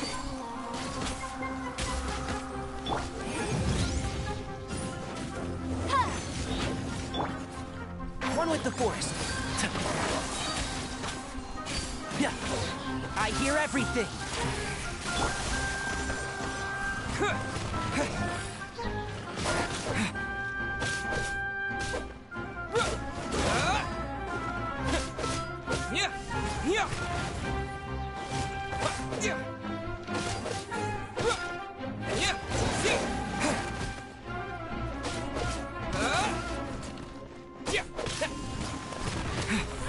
Incinerate!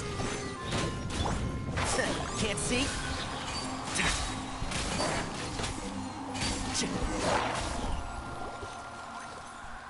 The creatures stopped appearing. Was that the last of them? What we fought just now was probably the aftermath of the sandstorm. So we should be safe for the time being. Well fought, everyone.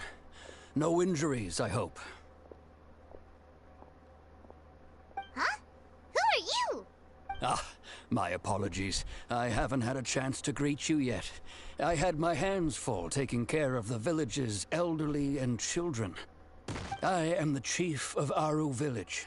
Everyone usually calls me Uncle Anpu. Sir, I am also originally from the desert, but I have not been back for some time now. May I ask if such sandstorms are common? I can't say they've always been common, but recently the storms have become increasingly severe and frequent. Besides sandstorms, we also occasionally get earthquakes. According to an investigator who stayed in the village a while ago, these unusual natural phenomena are related to the withering of Irminsul. Another effect of Irminsul's withering. So, Irminsul's withering causes withering zones in the forest, and sandstorms and earthquakes here in the desert? Everything in the natural world is inextricably connected to Irminsul. These regional symptoms can indeed be a reflection of Irminsul's present state. Everyone in Aru village needs to take good care of themselves. Speaking of which, why haven't I seen a single village keeper since I got here? Village keeper? Who are they? Village guards like Candace? Does your curiosity know no bounds?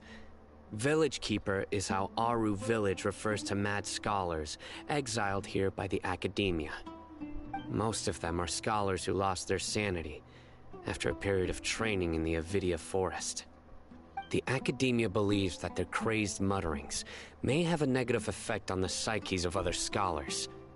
So, they're forcibly exiled to the desert. Though if you ask me, it's all a boatload of nonsense. Alas, that's exactly what we've been trying to investigate. One by one, the village keepers have been mysteriously disappearing without a trace. But no one in the village has ever seen them leave. If you're planning to stay around the village for the next few days, I'd appreciate it if you could keep an eye out for them. I've had encounters with those people in the past. I'll see what I can do to help. The Matra are the ones responsible for their exile. Now that you're no longer with them, are you trying to alleviate your guilt and atone for your past sins? I'm fascinated by how you think. Mock me if you will, but if you are guilty, I will eliminate you, regardless of my position or identity. Oh, you're the former General Mahamatra. You must be an expert in these kinds of investigations. Thank you for your help. Is it because you're reminded of Hypatia? Oh, these poor scholars. First they lose their sanity, now this! We need to help get them back home, safe and sound. But, is it really a good idea to tag along with Sino? You seem like you really don't trust him. I'll be grateful for the assistance. No doubt you will do a better job than some of my former subordinates. Let's start by finding a spot to share what we know so far.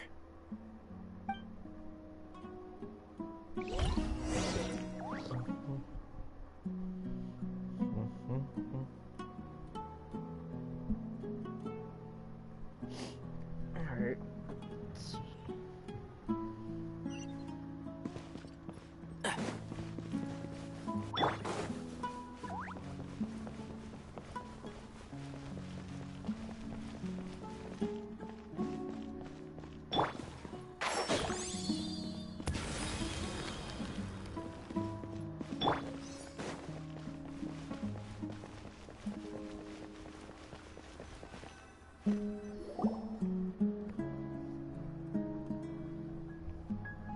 Although I've sent myself into exile, I'm still doing essentially the same things as before.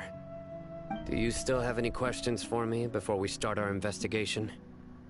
One of my former subordinates told me that this title has its origins in a strange incident. The Academia has long exiled mad scholars to Aru Village. A mysterious phenomenon exists here. When mad scholars first arrive, they are as incoherent and deranged as before. But after spending some time here, they invariably begin to calm down. Initially, the people of Aru Village greatly resented having to take in the mad scholars. But a strange incident one night changed that. Aru Village was struck by the strongest earthquake in living memory. Seeing buildings on the verge of collapse all around him, the then chief of the village was preparing to take everyone to safety. Suddenly, he noticed a mad scholar crouching in a corner, caressing the ground with his hands. A soft, green light radiated from him, like a divine glow against the backdrop of night. Despite the powerful tremors that ripped through the ground that night, all the houses remained upright, almost as if they had grown roots reaching deep into the ground. In the end, not a single building collapsed, and no one was hurt. After that, the people of Aru Village treated the mad scholars with greater kindness. and began to refer to them as the Village Keepers. A soft green light? A mad scholar protecting Aru Village? What do you make of it, Traveler?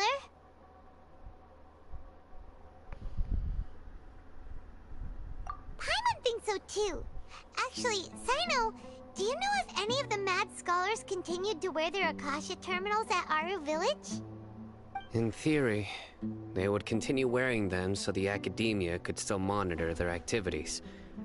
With that said, the main Akasha system would no longer have any interaction with them. Oh, no wonder! Everything makes sense then! Add in the fact that they calmed down, it was probably Nahida who calmed them. If you are able to draw a conclusion from this one story alone, then it appears you possess much more information than I do. So, what do you make of the story?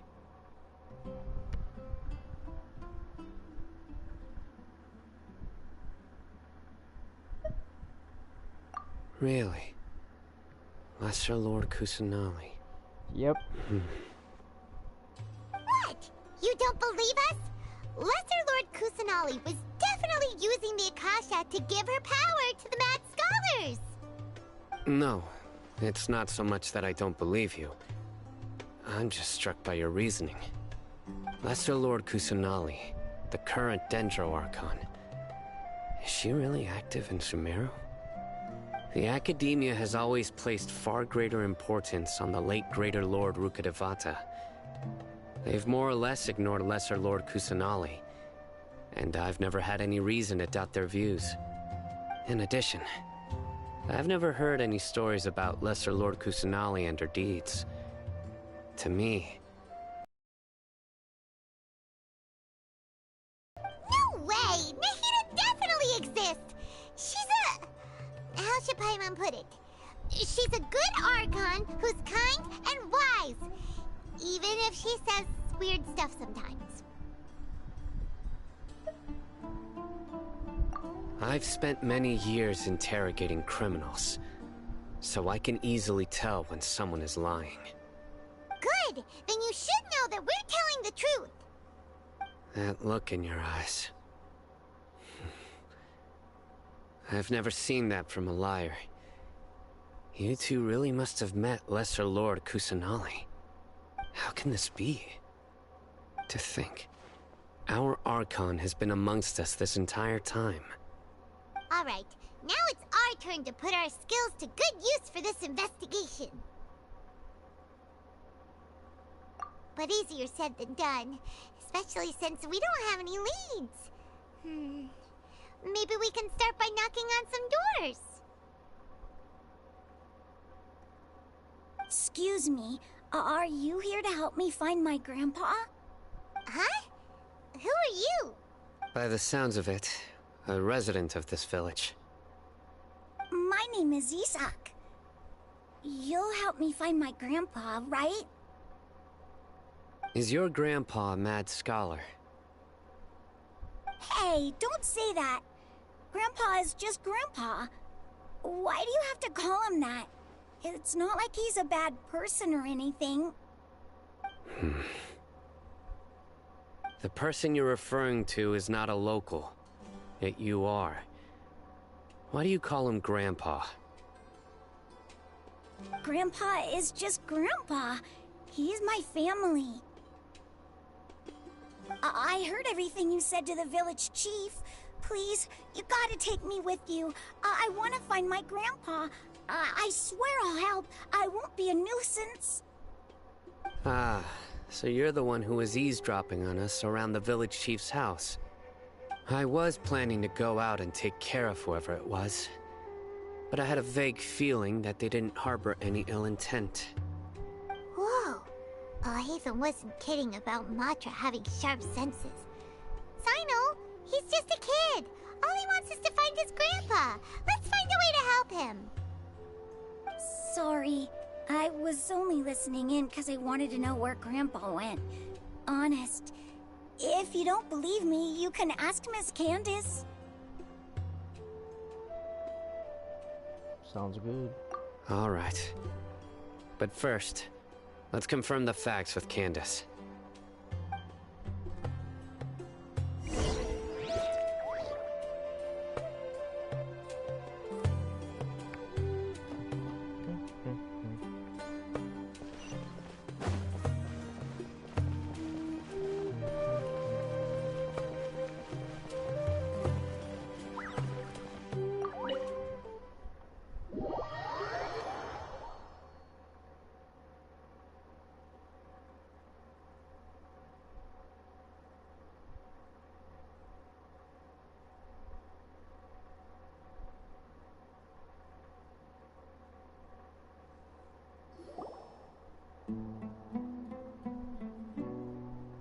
Sino is super vigilant.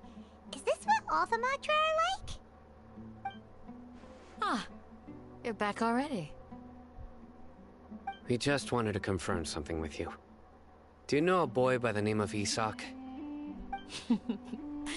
I had a feeling he'd go looking for you. Huh? You knew this would happen? Yes. Although he tried his best to stay hidden, I still noticed him eavesdropping outside the window. He really wants to get his grandfather back. Isak's parents were both Aramite mercenaries who rarely returned to the village after finding employment in the city. He was raised by his grandfather. Unfortunately, it was only a few years before his grandpa passed away.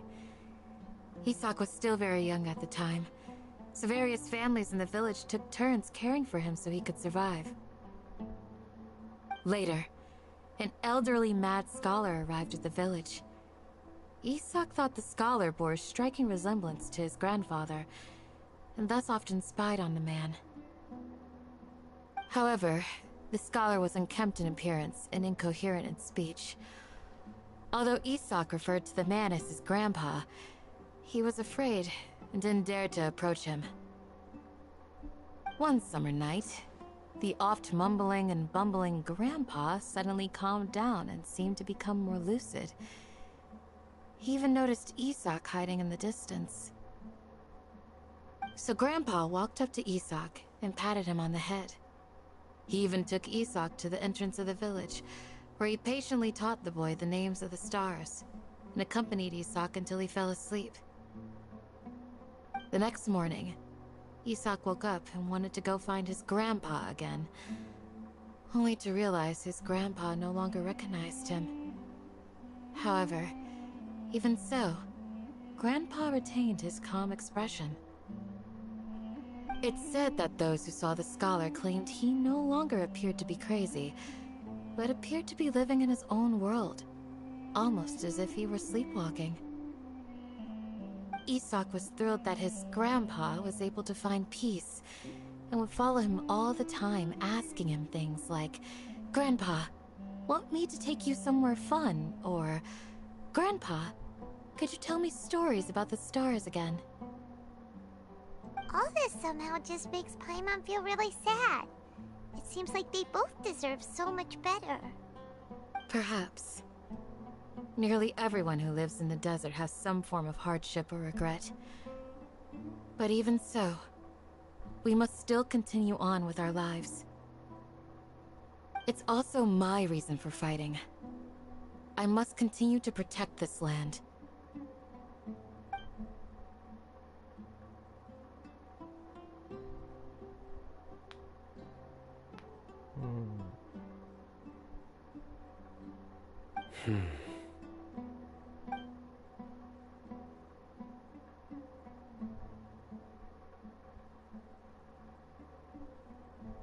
Maybe the people have always had a considerate god watching over them.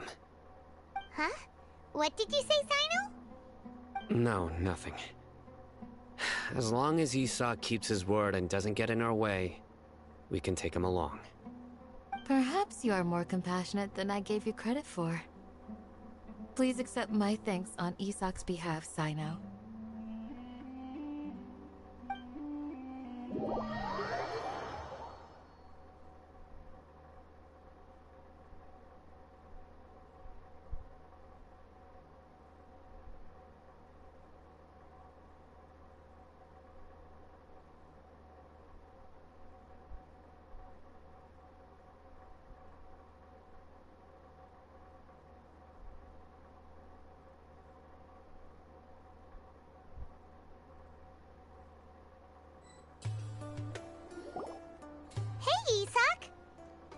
Oh, it's you guys!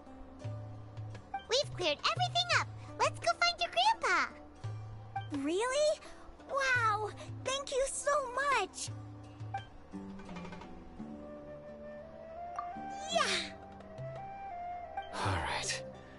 Let's ask the local residents some questions first.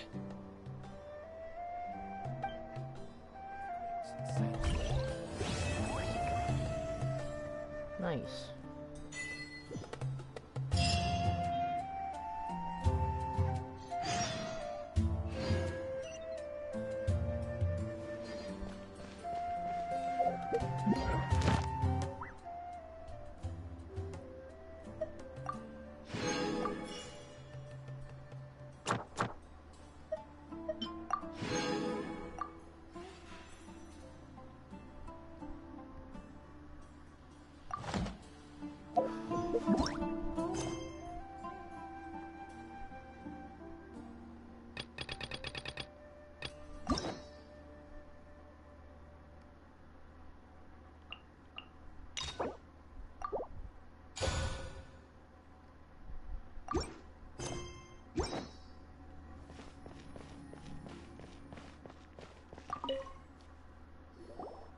Excuse me, did you happen to see where the missing scholars went? You mean the village keepers? Oh, let me think.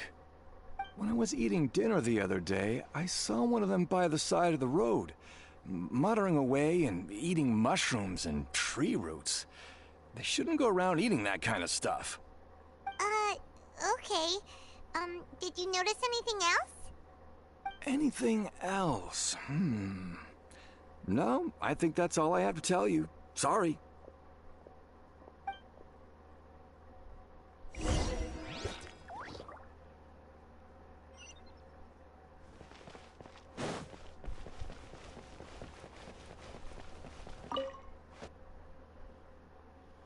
The scholars that have gone missing. Have you seen them? Those eyes. Those fierce eyes.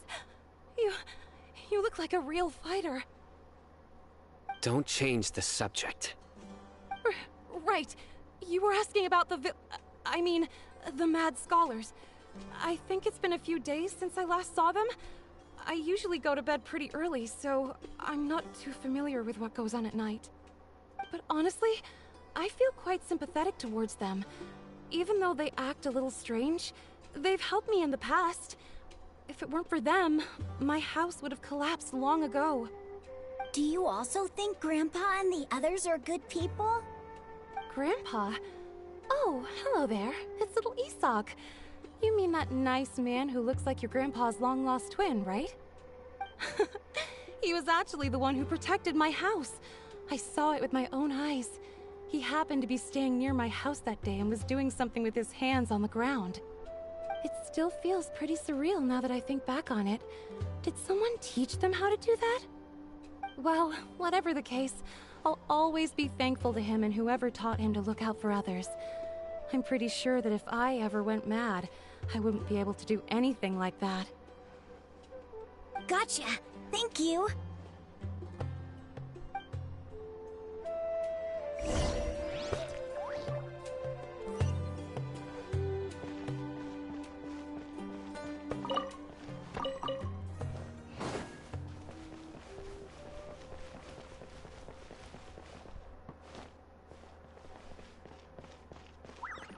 Stay safe. Don't get hurt.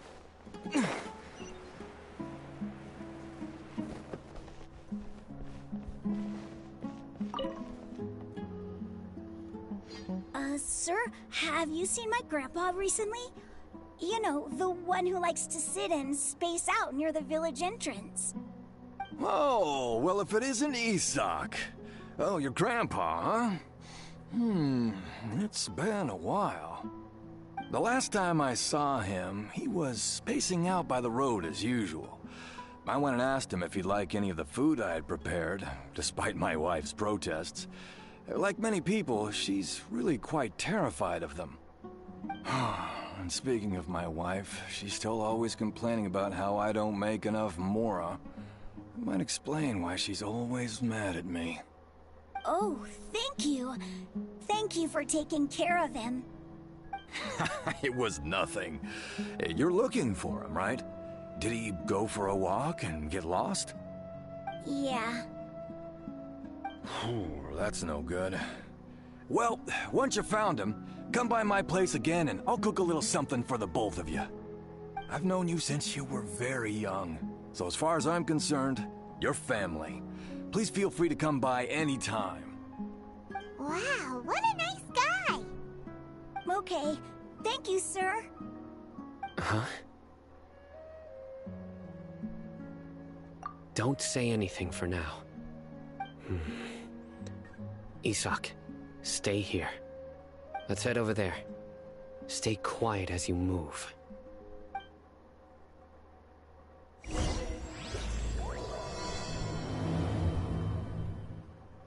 Right. Join the Eremites and embrace a wonderful new life.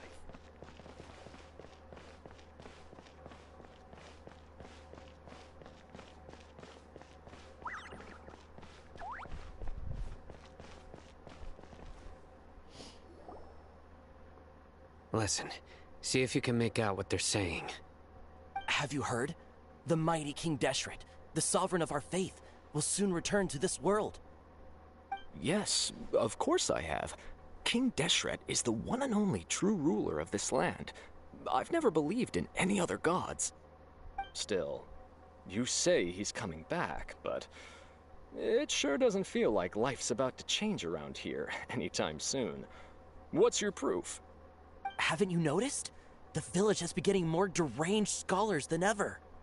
Delavar was saying that many people also went insane just before the fall of King Deshret's civilization in ancient times. We don't quite know why, but it seems like there's some sort of connection between insanity and King Deshret. Isn't it a sign of King Deshret's power that all the mad scholars have disappeared? If you ask me, they must have been chosen as the final sacrifice for King Deshret's resurrection. Huh. Now that you say it, that does make some sense. Does this mean our lives are finally going to take a turn for the better? Exactly. Those city folks will get what's coming to them. Now, repeat everything you've just said from the very beginning. Huh? Who are you? Where did you come from? My patience is running thin. You heard what I asked.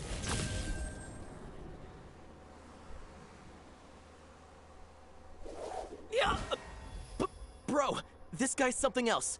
Just look at his eyes. One wrong move, and he's gonna flay us alive. Let's not get on his bad side, okay? I am no match for this guy. Oh, okay, good sir. What is it you would like to know? Tell me about King Deshret's resurrection. Well, I only know a few things from hearsay. I went for a drink the other day and heard others talking about a rumor that the madmen will disappear and that King Deshret will return to this land. I'm not making this up, I swear! Hey, go on, keep talking. It's true. It's all true, sir. We desert folk have had more than enough of those people at the academia. They keep sending us all their mad scholars and won't let us have a good life. Would you want to live like this if you were in our place? The radicals were even more thrilled than me when they heard the news. We're all praying for King Deshret's speedy return. Delavar also said that once King Deshret returns to our side, it's only a matter of time before we conquer the land on the other side of the wall. They're all willing to serve under King Deshret and fight for a share of the glory. Is that so? Seems like he still wants to know more. Keep talking. Got it. At first, I told myself it was just the drink talking, but then all the mad scholars vanished without a trace, just as the rumors said. Please don't beat me up just for mentioning these rumors. If I'm guilty, then everyone else around here is also guilty. I'm just saying what the others said. The people here really like King Deshret, but dislike the Dendro Archon.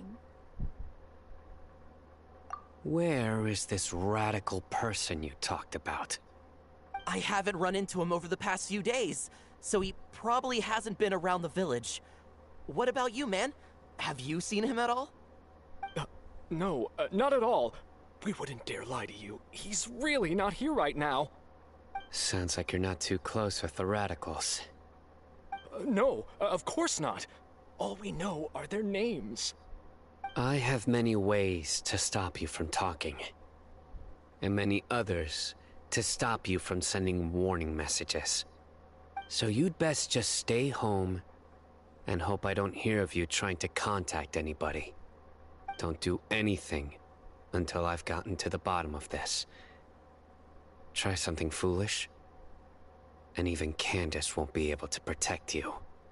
Yes, got it. We'll do just as you say. That scared Paimon half to death. Sino is pretty terrifying. He didn't try to reassure us at all. It's like he's used to hearing that. Oh, Paimon bets lots of people have told him that before. I heard that. Sorry. It's part of being a Matra. The rumor we heard just now seems like a strong lead. But we need to check a few more places.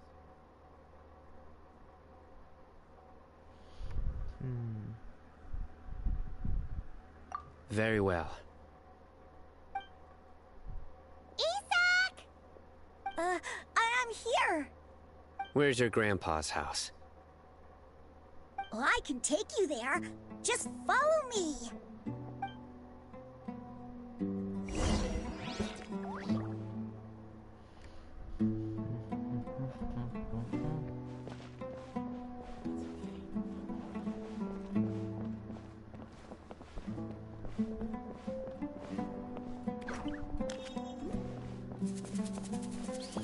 Grandpa? Oh, he likes to be alone. Sometimes he stares at the sky in a daze, and other times he just pokes at the ground with his finger out at the top of his lungs, so a lot of people are really scared of him. But he's a good person, really. I know he is. I swear, he's just like my real grandpa.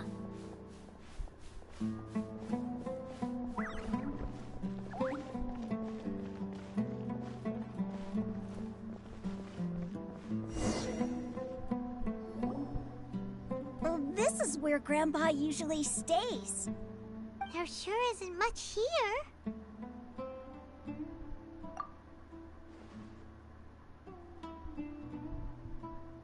No. Incense? Please don't say it's the same one as before. But are you okay?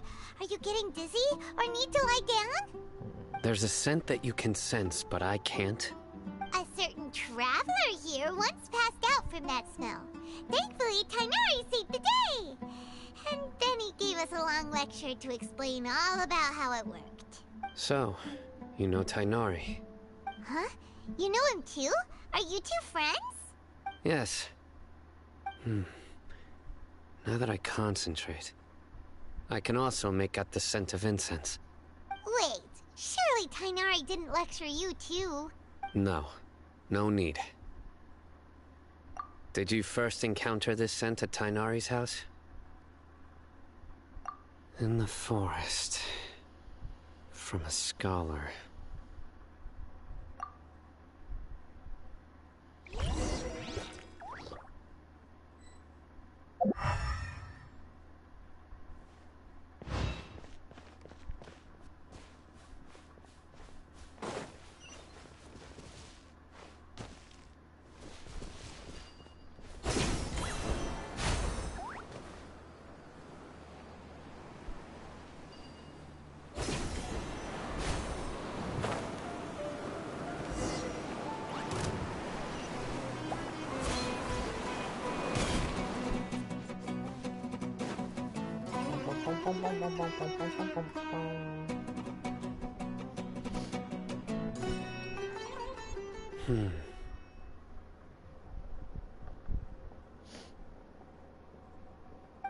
What are you looking for, Sino? Here it is. Take a look right here. Paimon doesn't see anything. Although the traces have been completely buried in the sand, there are footprints here. From the size and shape, they belong to an adult male. This pattern is a common one from this area. Local shoes. This was probably someone from the village. The scent is quite faint, but still extant. The footprints head in that direction. But who would come looking for Grandpa? He doesn't have any friends. We'd have to ask whoever lured him away with the incense. Huh? So you can lure someone away with just a scent?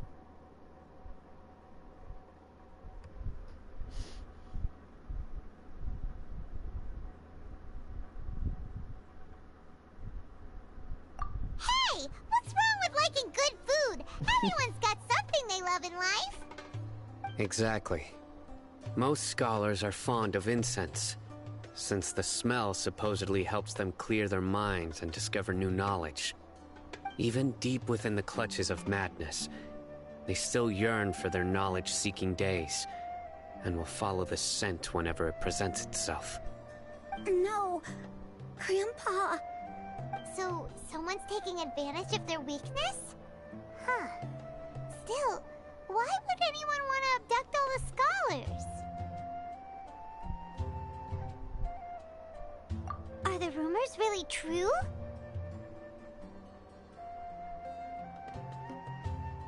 Could the disappearance of all the mad scholars have something to do with the radicals? It's highly likely. Please, you have to save my Grandpa. Grandpa's never done anything wrong. Please help him. Sounds like we'd better help get him back.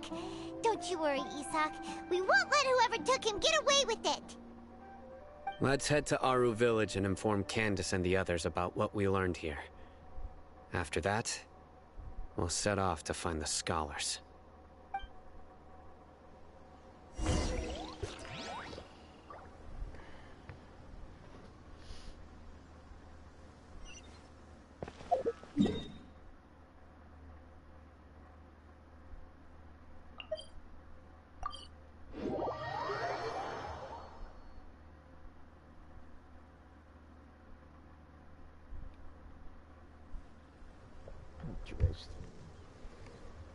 Right.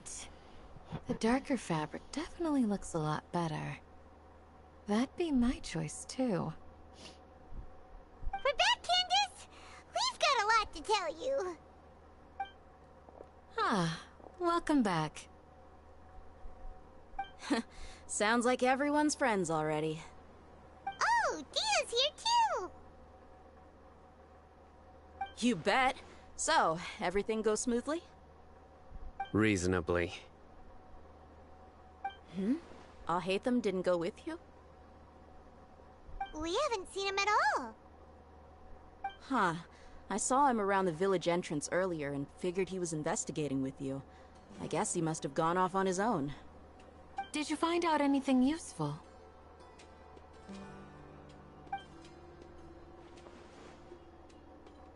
I see. So someone used a kind of incense to lead the exiled scholars away from the village.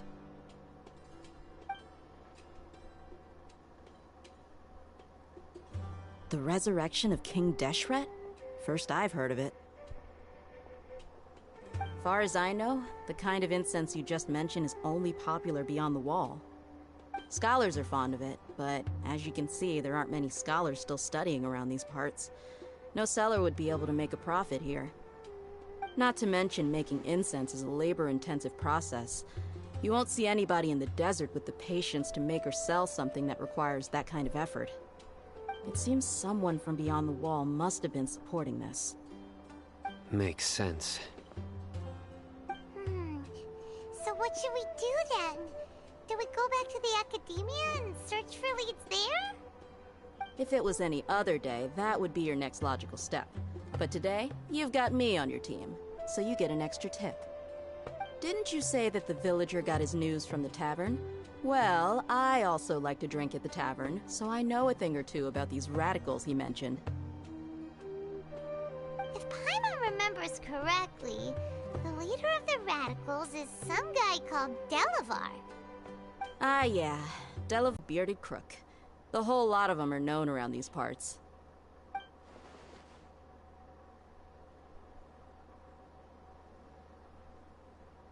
These guys have one thing in common, and that's being broke. The rougher life gets, the more they want to believe in King Deshret. Way they see it, King Deshret's resurrection is their only chance at overthrowing the Academia. Throwing all of Sumeru into chaos is the only way to change the way of life here in the desert. Anyway, that's my guess why they've chosen to become radicals. Tia! You're amazing! You really know this place inside and out!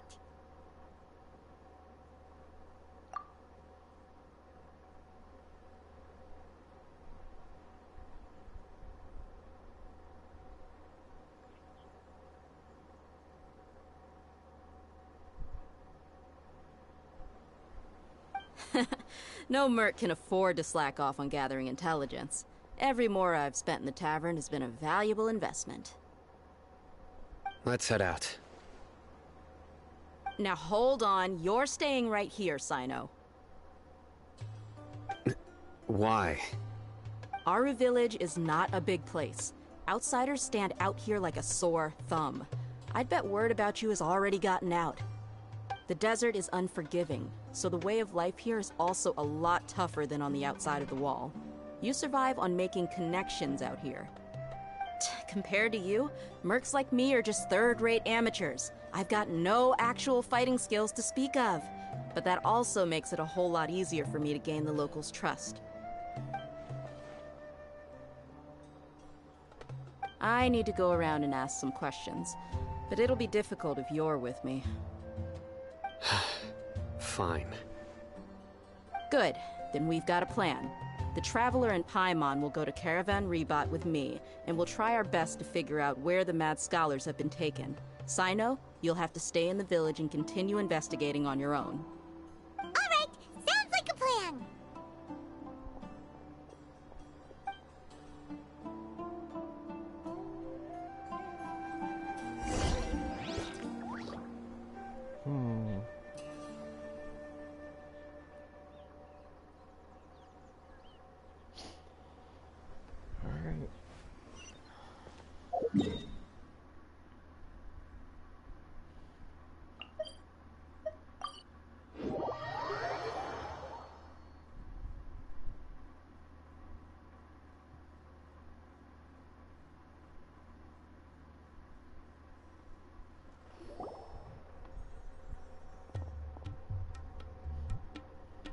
Here we go again.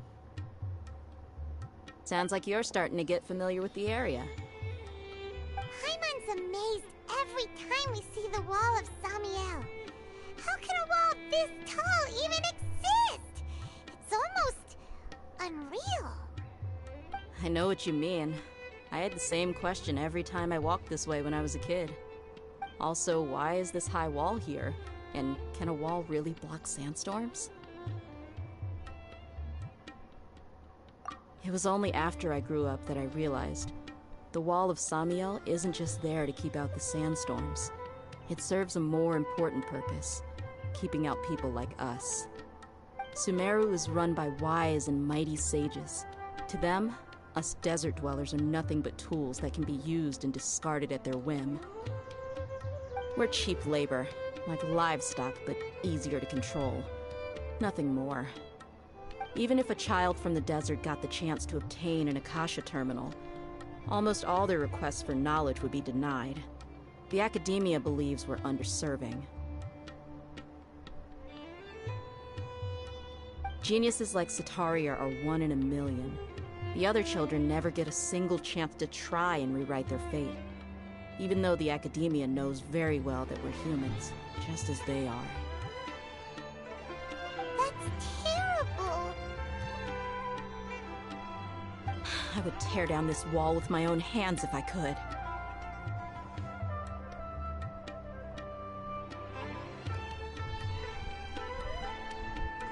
Hey, Dia. You're not thinking about doing anything scary, are you? No, not at all. This place just gets me thinking, that's all. Besides, we're here to procure information, aren't we? Yep, we gotta catch those. Shh. Caravan Rebot is crawling with people, so be careful what you say. We don't want anyone to find out what we're here for. Our mission started the moment we arrived here. Let's go check out the tavern. Maybe we'll find someone I know.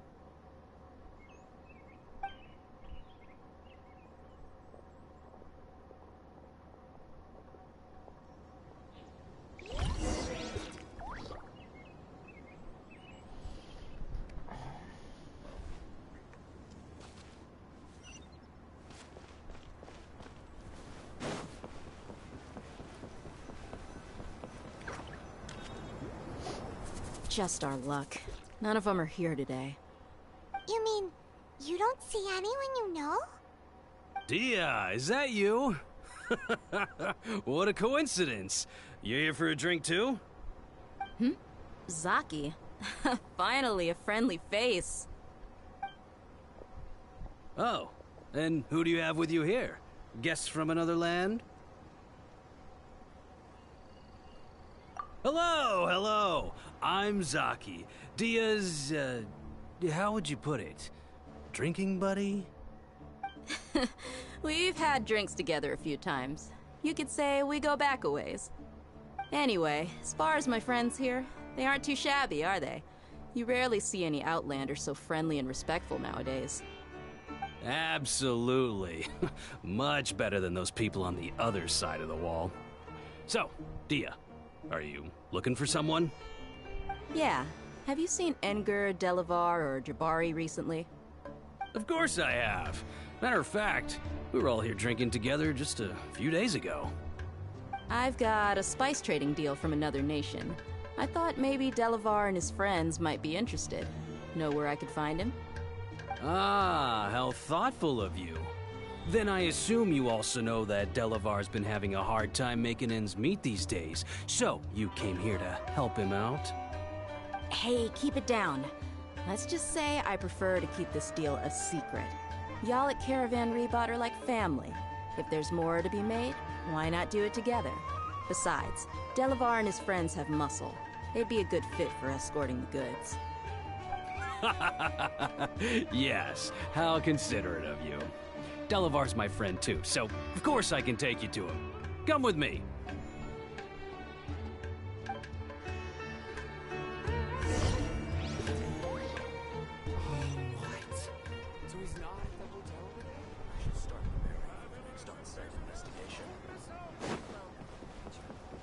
Let's go. Some action. Hopefully there'll be some action.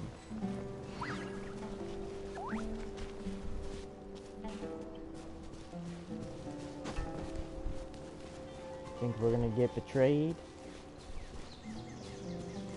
I think it might happen. I don't know. I don't really trust these people.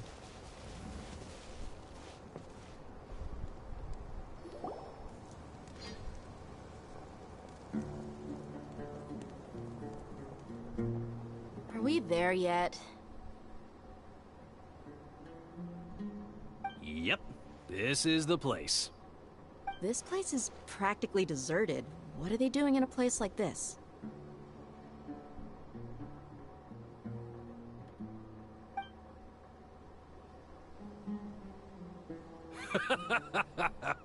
Why don't you take a guess? Go on, a wild stab in the dark. You're like lambs to the slaughter.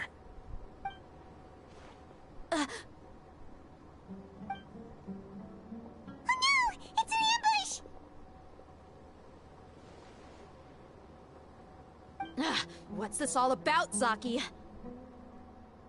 Come on, Dia. You really think we didn't hear about what you said back in Aru village? The boys have kept a close eye on you from the moment you set foot there. Not only do I know that you're looking for Delavar, I also know that you've teamed up with people from the Academia to look for the missing scholars. So, you've been watching us from the very beginning? Uh-oh. I knew leaving Sino behind was a mistake! And you left the strongest one in the village, didn't ya? Who do you think you are? You really thought we'd fall for your little business deal nonsense? So you and Delavar have been partners all along. Dia, I guess it's only natural for a traveling mercenary like you to be out of the loop. Those of us who hang around the tavern have stronger bonds than you think. But you got one thing right. We're all looking forward to an uprising in Sumeru. There's nothing more we'd like to see than the desert folk overthrowing the Academia. If that's the case, then I'm sure Delavar wouldn't miss a second of it. I'll be honest with you. If it weren't for what you said in the village, your little monologue about the Wall of Samiel would have convinced me that you're one of us. Delavar. And Engar, you're here too, huh? Long time no see, Miss Mercenary. You should have known the traitors are what us followers of King Deshret despise the most. Dia, I thought that you, a fellow desert dweller, would understand why King Deshret is greater than the Dendro Archon. Little did I know, you don't deserve to join us. Yeah, gee, what a missed opportunity. Adopting radical views and kidnapping innocent scholars, all because of some baseless rumors. Anything else I'm missing out on? See? There you have it. Mercenaries are just a bunch of faithless scum with only one thing on their minds. Mora. Pathetic. You're all like a pack of street rats. You're not wrong. Mercenaries are driven by Mora, and my faith lies with whoever's paying me.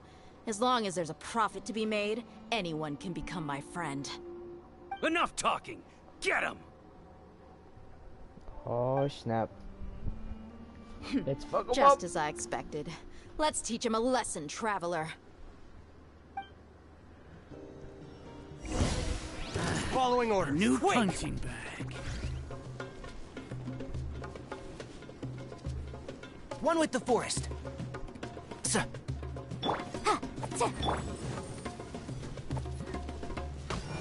I'll uproot you! Take that! Terra Smash! Need!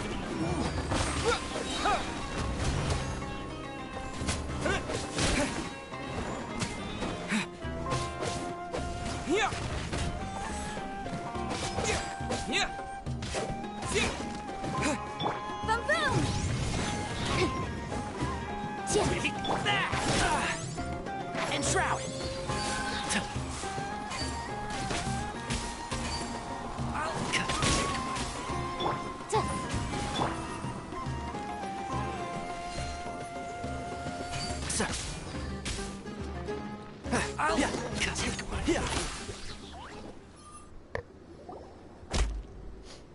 Impossible! How could you? So, what do you think about your meticulous network now, Zaki? How did you say it? It's only natural for a traveling mercenary like me to be out of the loop. I'm guessing your informant told you that I'm just an incompetent merc with no real fighting skills, correct? I mean, that is what I said after all. And of course you would believe everything he reported. The only thing you know about me is that I'm a mercenary, but you've never seen me in action. Even though you heard we went to handle monsters together, you believed that Candace was the only one doing all the real fighting. That so-called Flame Mane is just a fraud. She admitted it herself. She just uses her connections to gain the trust of others. That's what you thought, right? You lied in the village because you figured that we'd have people watching you. And you were stupid enough to fall for it. I figured as much the first time we drank together. You all thought you were so smart. Pathetic. Dang. Okay, that should be all of them. Whoa! So you've been planning this since we were in Aru Village? No task can be done without preparation. I just happened to notice a couple suspicious-looking people while you were out investigating. Oh, but instead of catching them right away, you let them report back. Those two who were snooping around were just a couple small fries. If we want to get the real catch, we have to be patient and give it some time. Sounds good. Oh, you mean the funny name she mentioned back in Uncle Ampu's house? The wide-eyed butcher, scar-riddled bandit, Paimon can't remember them all. That's just a bunch of drunk talk. Edgar and Delavar like to talk themselves up when they're drinking. Edgar, the wide-eyed butcher, and Delavar, the scar-riddled bandit, are the nicknames they came up with for themselves. Alcohol has a way of making people share what they really think. So Edgar and Delavar are always rambling in the tavern about how King Deshret is a superior deity. What about Zaki? He's just a numbskull who fell right into our trap. Zaki was probably the best hidden of them all. My initial plan was to find Delavar first, and then try to track him down. That's what you wanted to ask when we were at Uncle Anpu's house, right? Jabari is one of the villagers you talked to. You know, the one who wanted to treat Isak and his grandpa to some food. Wait, so he's a radical too? No, he isn't. I just needed to tack on a random villager name to make the eavesdropper think that I was making some wild guesses based on my impressions. Wow, what a genius idea! Well, that's an expert mercenary for you. Ah, you're too kind. It was straight from the usual playbook, if I'm honest. So, that thing you were saying before, is it really true? Hmm? About what? About how mercenaries only care about Mora, and that anyone's a friend as long as there's a profit.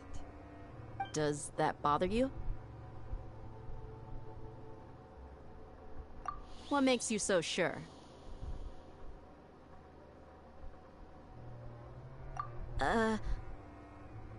Dia, do you dislike the Dendro Archon like the other desert folk? You two are pretty sharp. No, I don't have anything against the Dendro Archon. I've heard a lot of nice things about the Lesser Lord from Dunyarzad. I can understand her devotion and gratitude. Dunyarzad's just an ordinary person. There's no way a god would be so involved in the lives of everyday people, unless they were truly compassionate. I've begun to realize that the sages are behind everything that's happened recently. The radicals' blind belief in King Deshret, making the Dendro Archon out to be an enemy. It's all the academia's trickery. But I see through it all. And unlike them, I can never be hostile towards anyone who's never done anything wrong. Dia. Anyway, looks like we're done with business here. Traveler, lend me a hand. Let's tie him up and bring him to the village.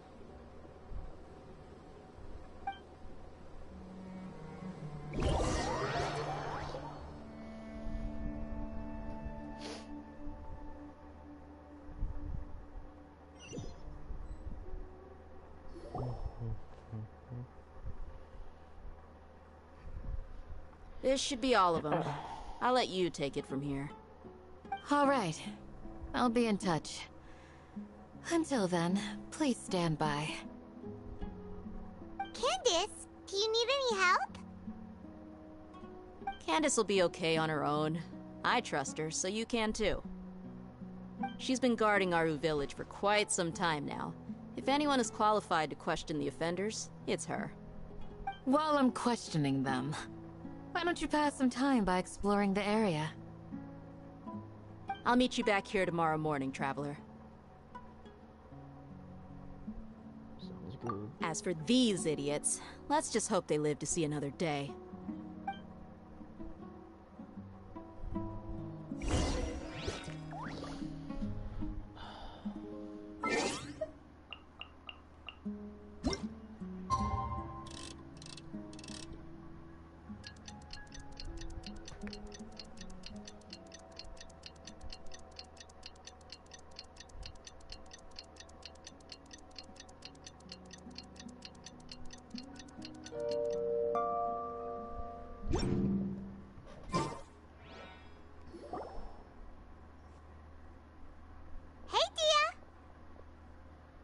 Right on time. We'll know any moment now. Paimon's been wondering. You seem to know Candace pretty well. Have you been friends for a long time? We've known each other for some time now. She's a pretty interesting person. Even though she's an extremely strong warrior, she never misuses her powers against others. Oh, Paimon knows what you mean. Like a lot of martial artists say, never take the fight outside the ring. Yep, I guess you can put it that way. It takes strong convictions to be as dedicated as she is, and shoulder that kind of responsibility. Us mercs, on the other hand, we pretty much live from one day to the next. Well, Paimon thinks you're great too. Really? Thanks for that.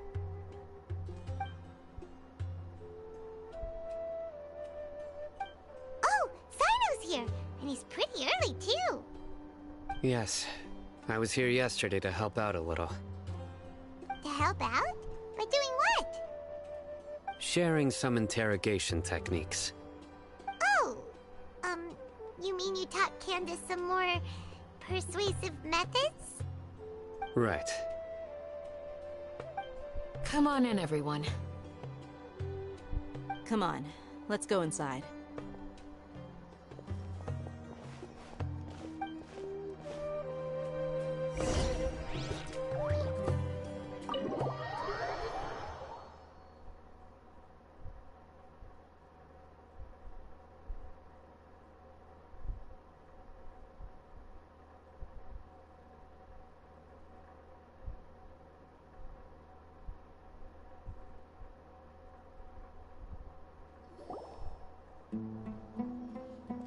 Candace, where? Whoa, you look furious. Do I? Huh. What gave it away? Oh, there's no mask that can hide true bloodlust. Cover up your eyes, and it'll still show itself at the corners of your mouth. Perhaps I need to work on my composure. Still, it's perfectly understandable why I'm angry. I'm sure everyone present would agree. Yes, ma'am. Please, don't beat us anymore. We're gonna die. Well, looks like Sino taught her well.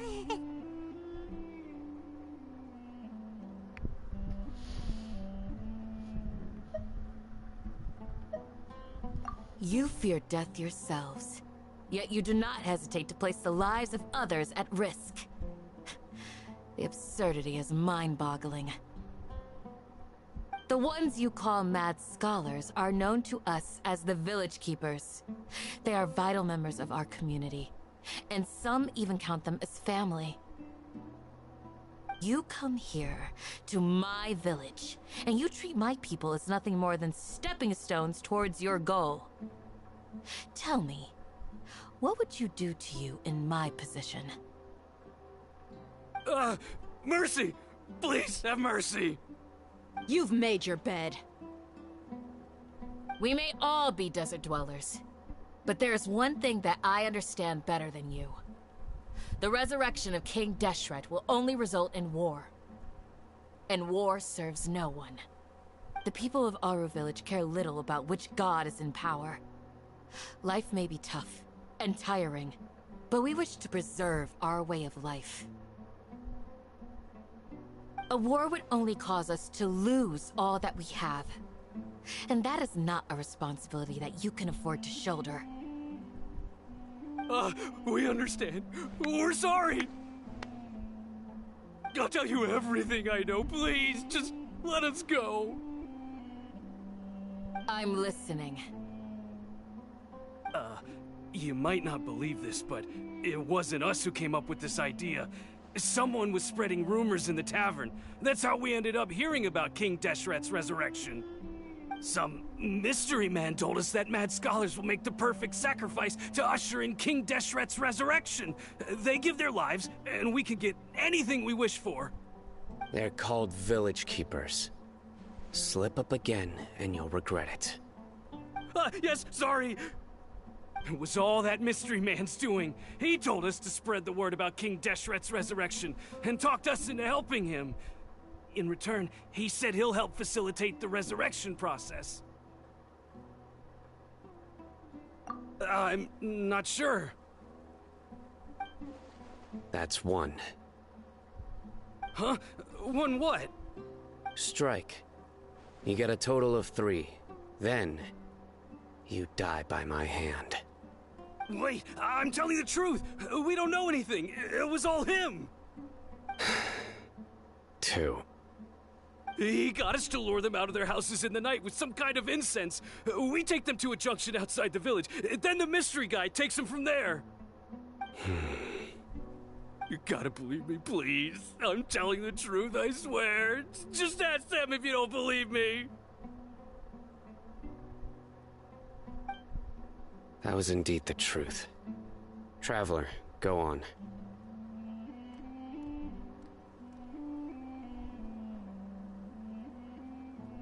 You have to believe me. If I knew that, I would have told you his name right away. I'm not risking another beating to keep his secrets. No way. That guy, he wears a cloak, and he's always careful to cover his face. He calls himself King Deshret's envoy. I believe I may know what's going on. Uncle Anpu? What do you mean?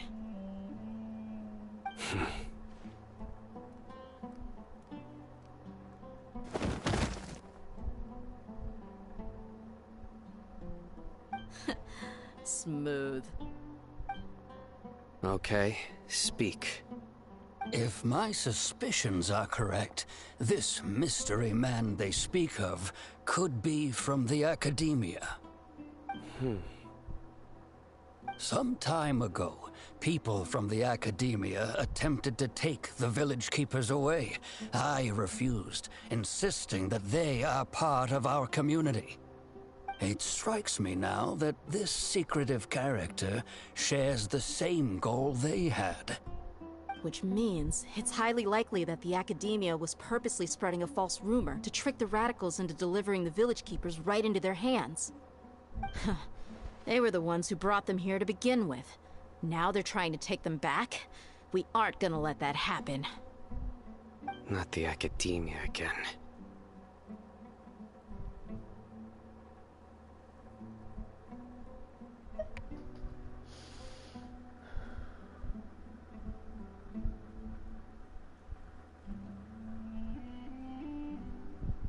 Just as I thought. But what could they want with the village keepers? People are nothing but tools in the eyes of the Academia. A change in their plans likely means they found another way to exploit the scholars. Regardless, our top priority now is locating the village keepers. You're right. Isak is still waiting for news on his grandpa. Time to go. Let's leave the village and try to leave. You got it. Candace, I'll let Let's you deal with the go. radicals. Leave everything outside the village to us. All right. Let's meet back here once everyone's ready.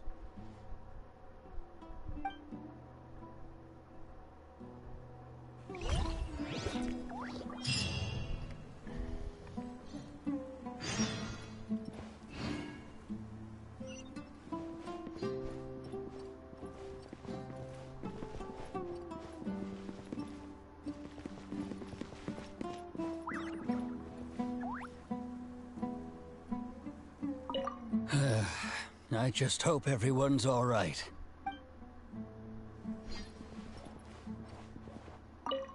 You look worried.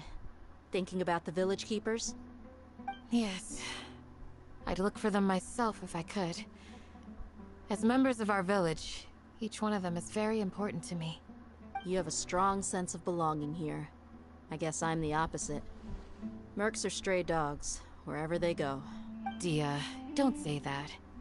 You can be a part of this community too. Thanks. I'll let you know when I feel like joining. What scheme is the Academia brewing now?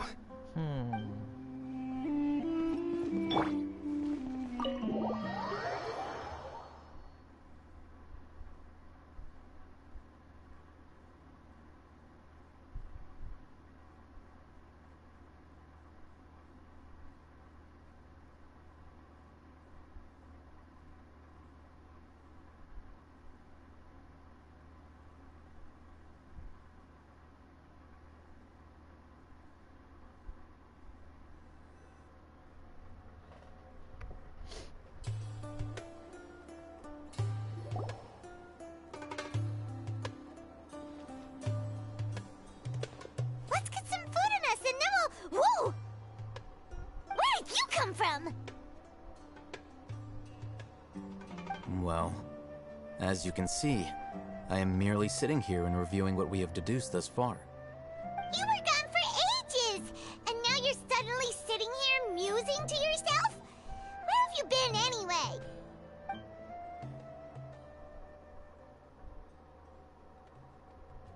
Hey, what's with the silence? You never think things through before asking questions. I'm giving you some time to make up for that. Paimon's so mad! Paimon's gonna give you an ugly nickname!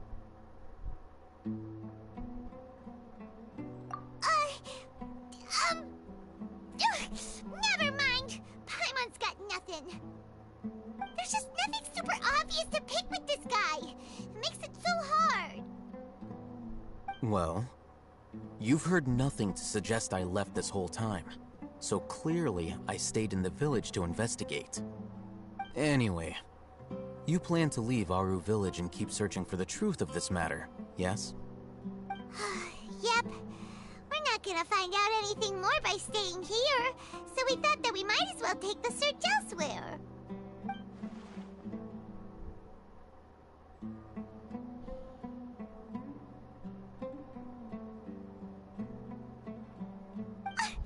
Enough with the silent treatment! No. I'm just surprised that you decided to team up with him. Alhaitham, you haven't helped us out at all ever since we arrived at Aru village. Bold of you to question our choices. Yeah, you're all talk! While you were investigating, I had my own work to do, which I've now finished. Really? Paimon doesn't believe you. To be honest, we aren't really a team, so I have no obligation to inform you of my whereabouts. Not to mention that going separate ways allowed me to find some important information that you all had missed. Huh? Right here in the village? Correct. What did you learn? I'm going to take you to someone. But, before that, you need to understand where she's coming from. What does that mean? How do you think the residents of Aru village feel about what we're doing? In other words, do you truly believe every single word the villagers tell us? You mean, some of them lied to us? Hiding the truth does not necessarily equate to lying. Again, these people have their reasons. Remember what Gandis said? Most people in Aru village don't necessarily care which deity is in charge of Sumeru. That's because whether King Deshret or the Dendro Archon has power is of little significance to them. By contrast, the perils of their daily lives are ever-present concerns. They won't simply share everything they know with you without good reason. That's why you believed there was no further information to be found in this village.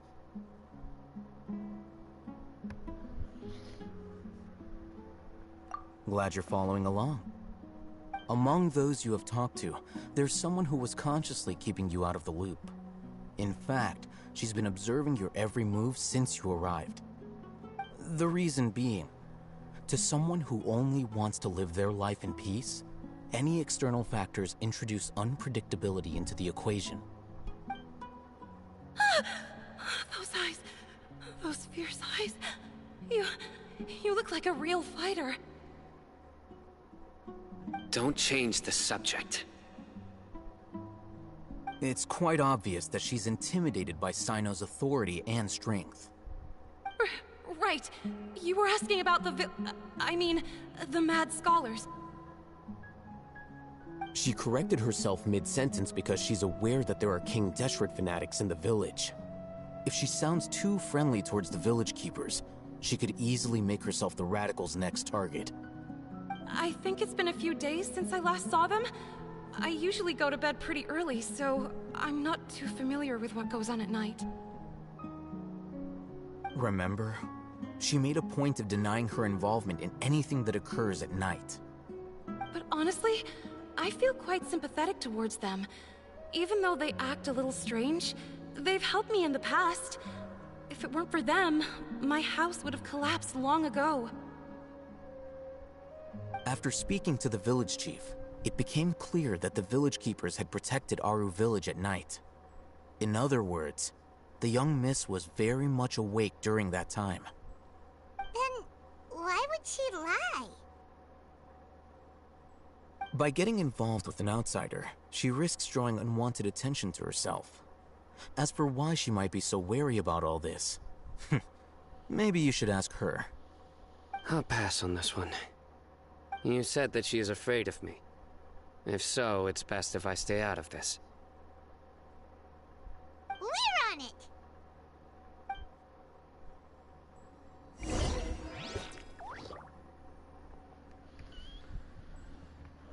Alright, that's gonna be it for right now. I will get back to this probably in just a little bit later today. Alright, thanks for watching.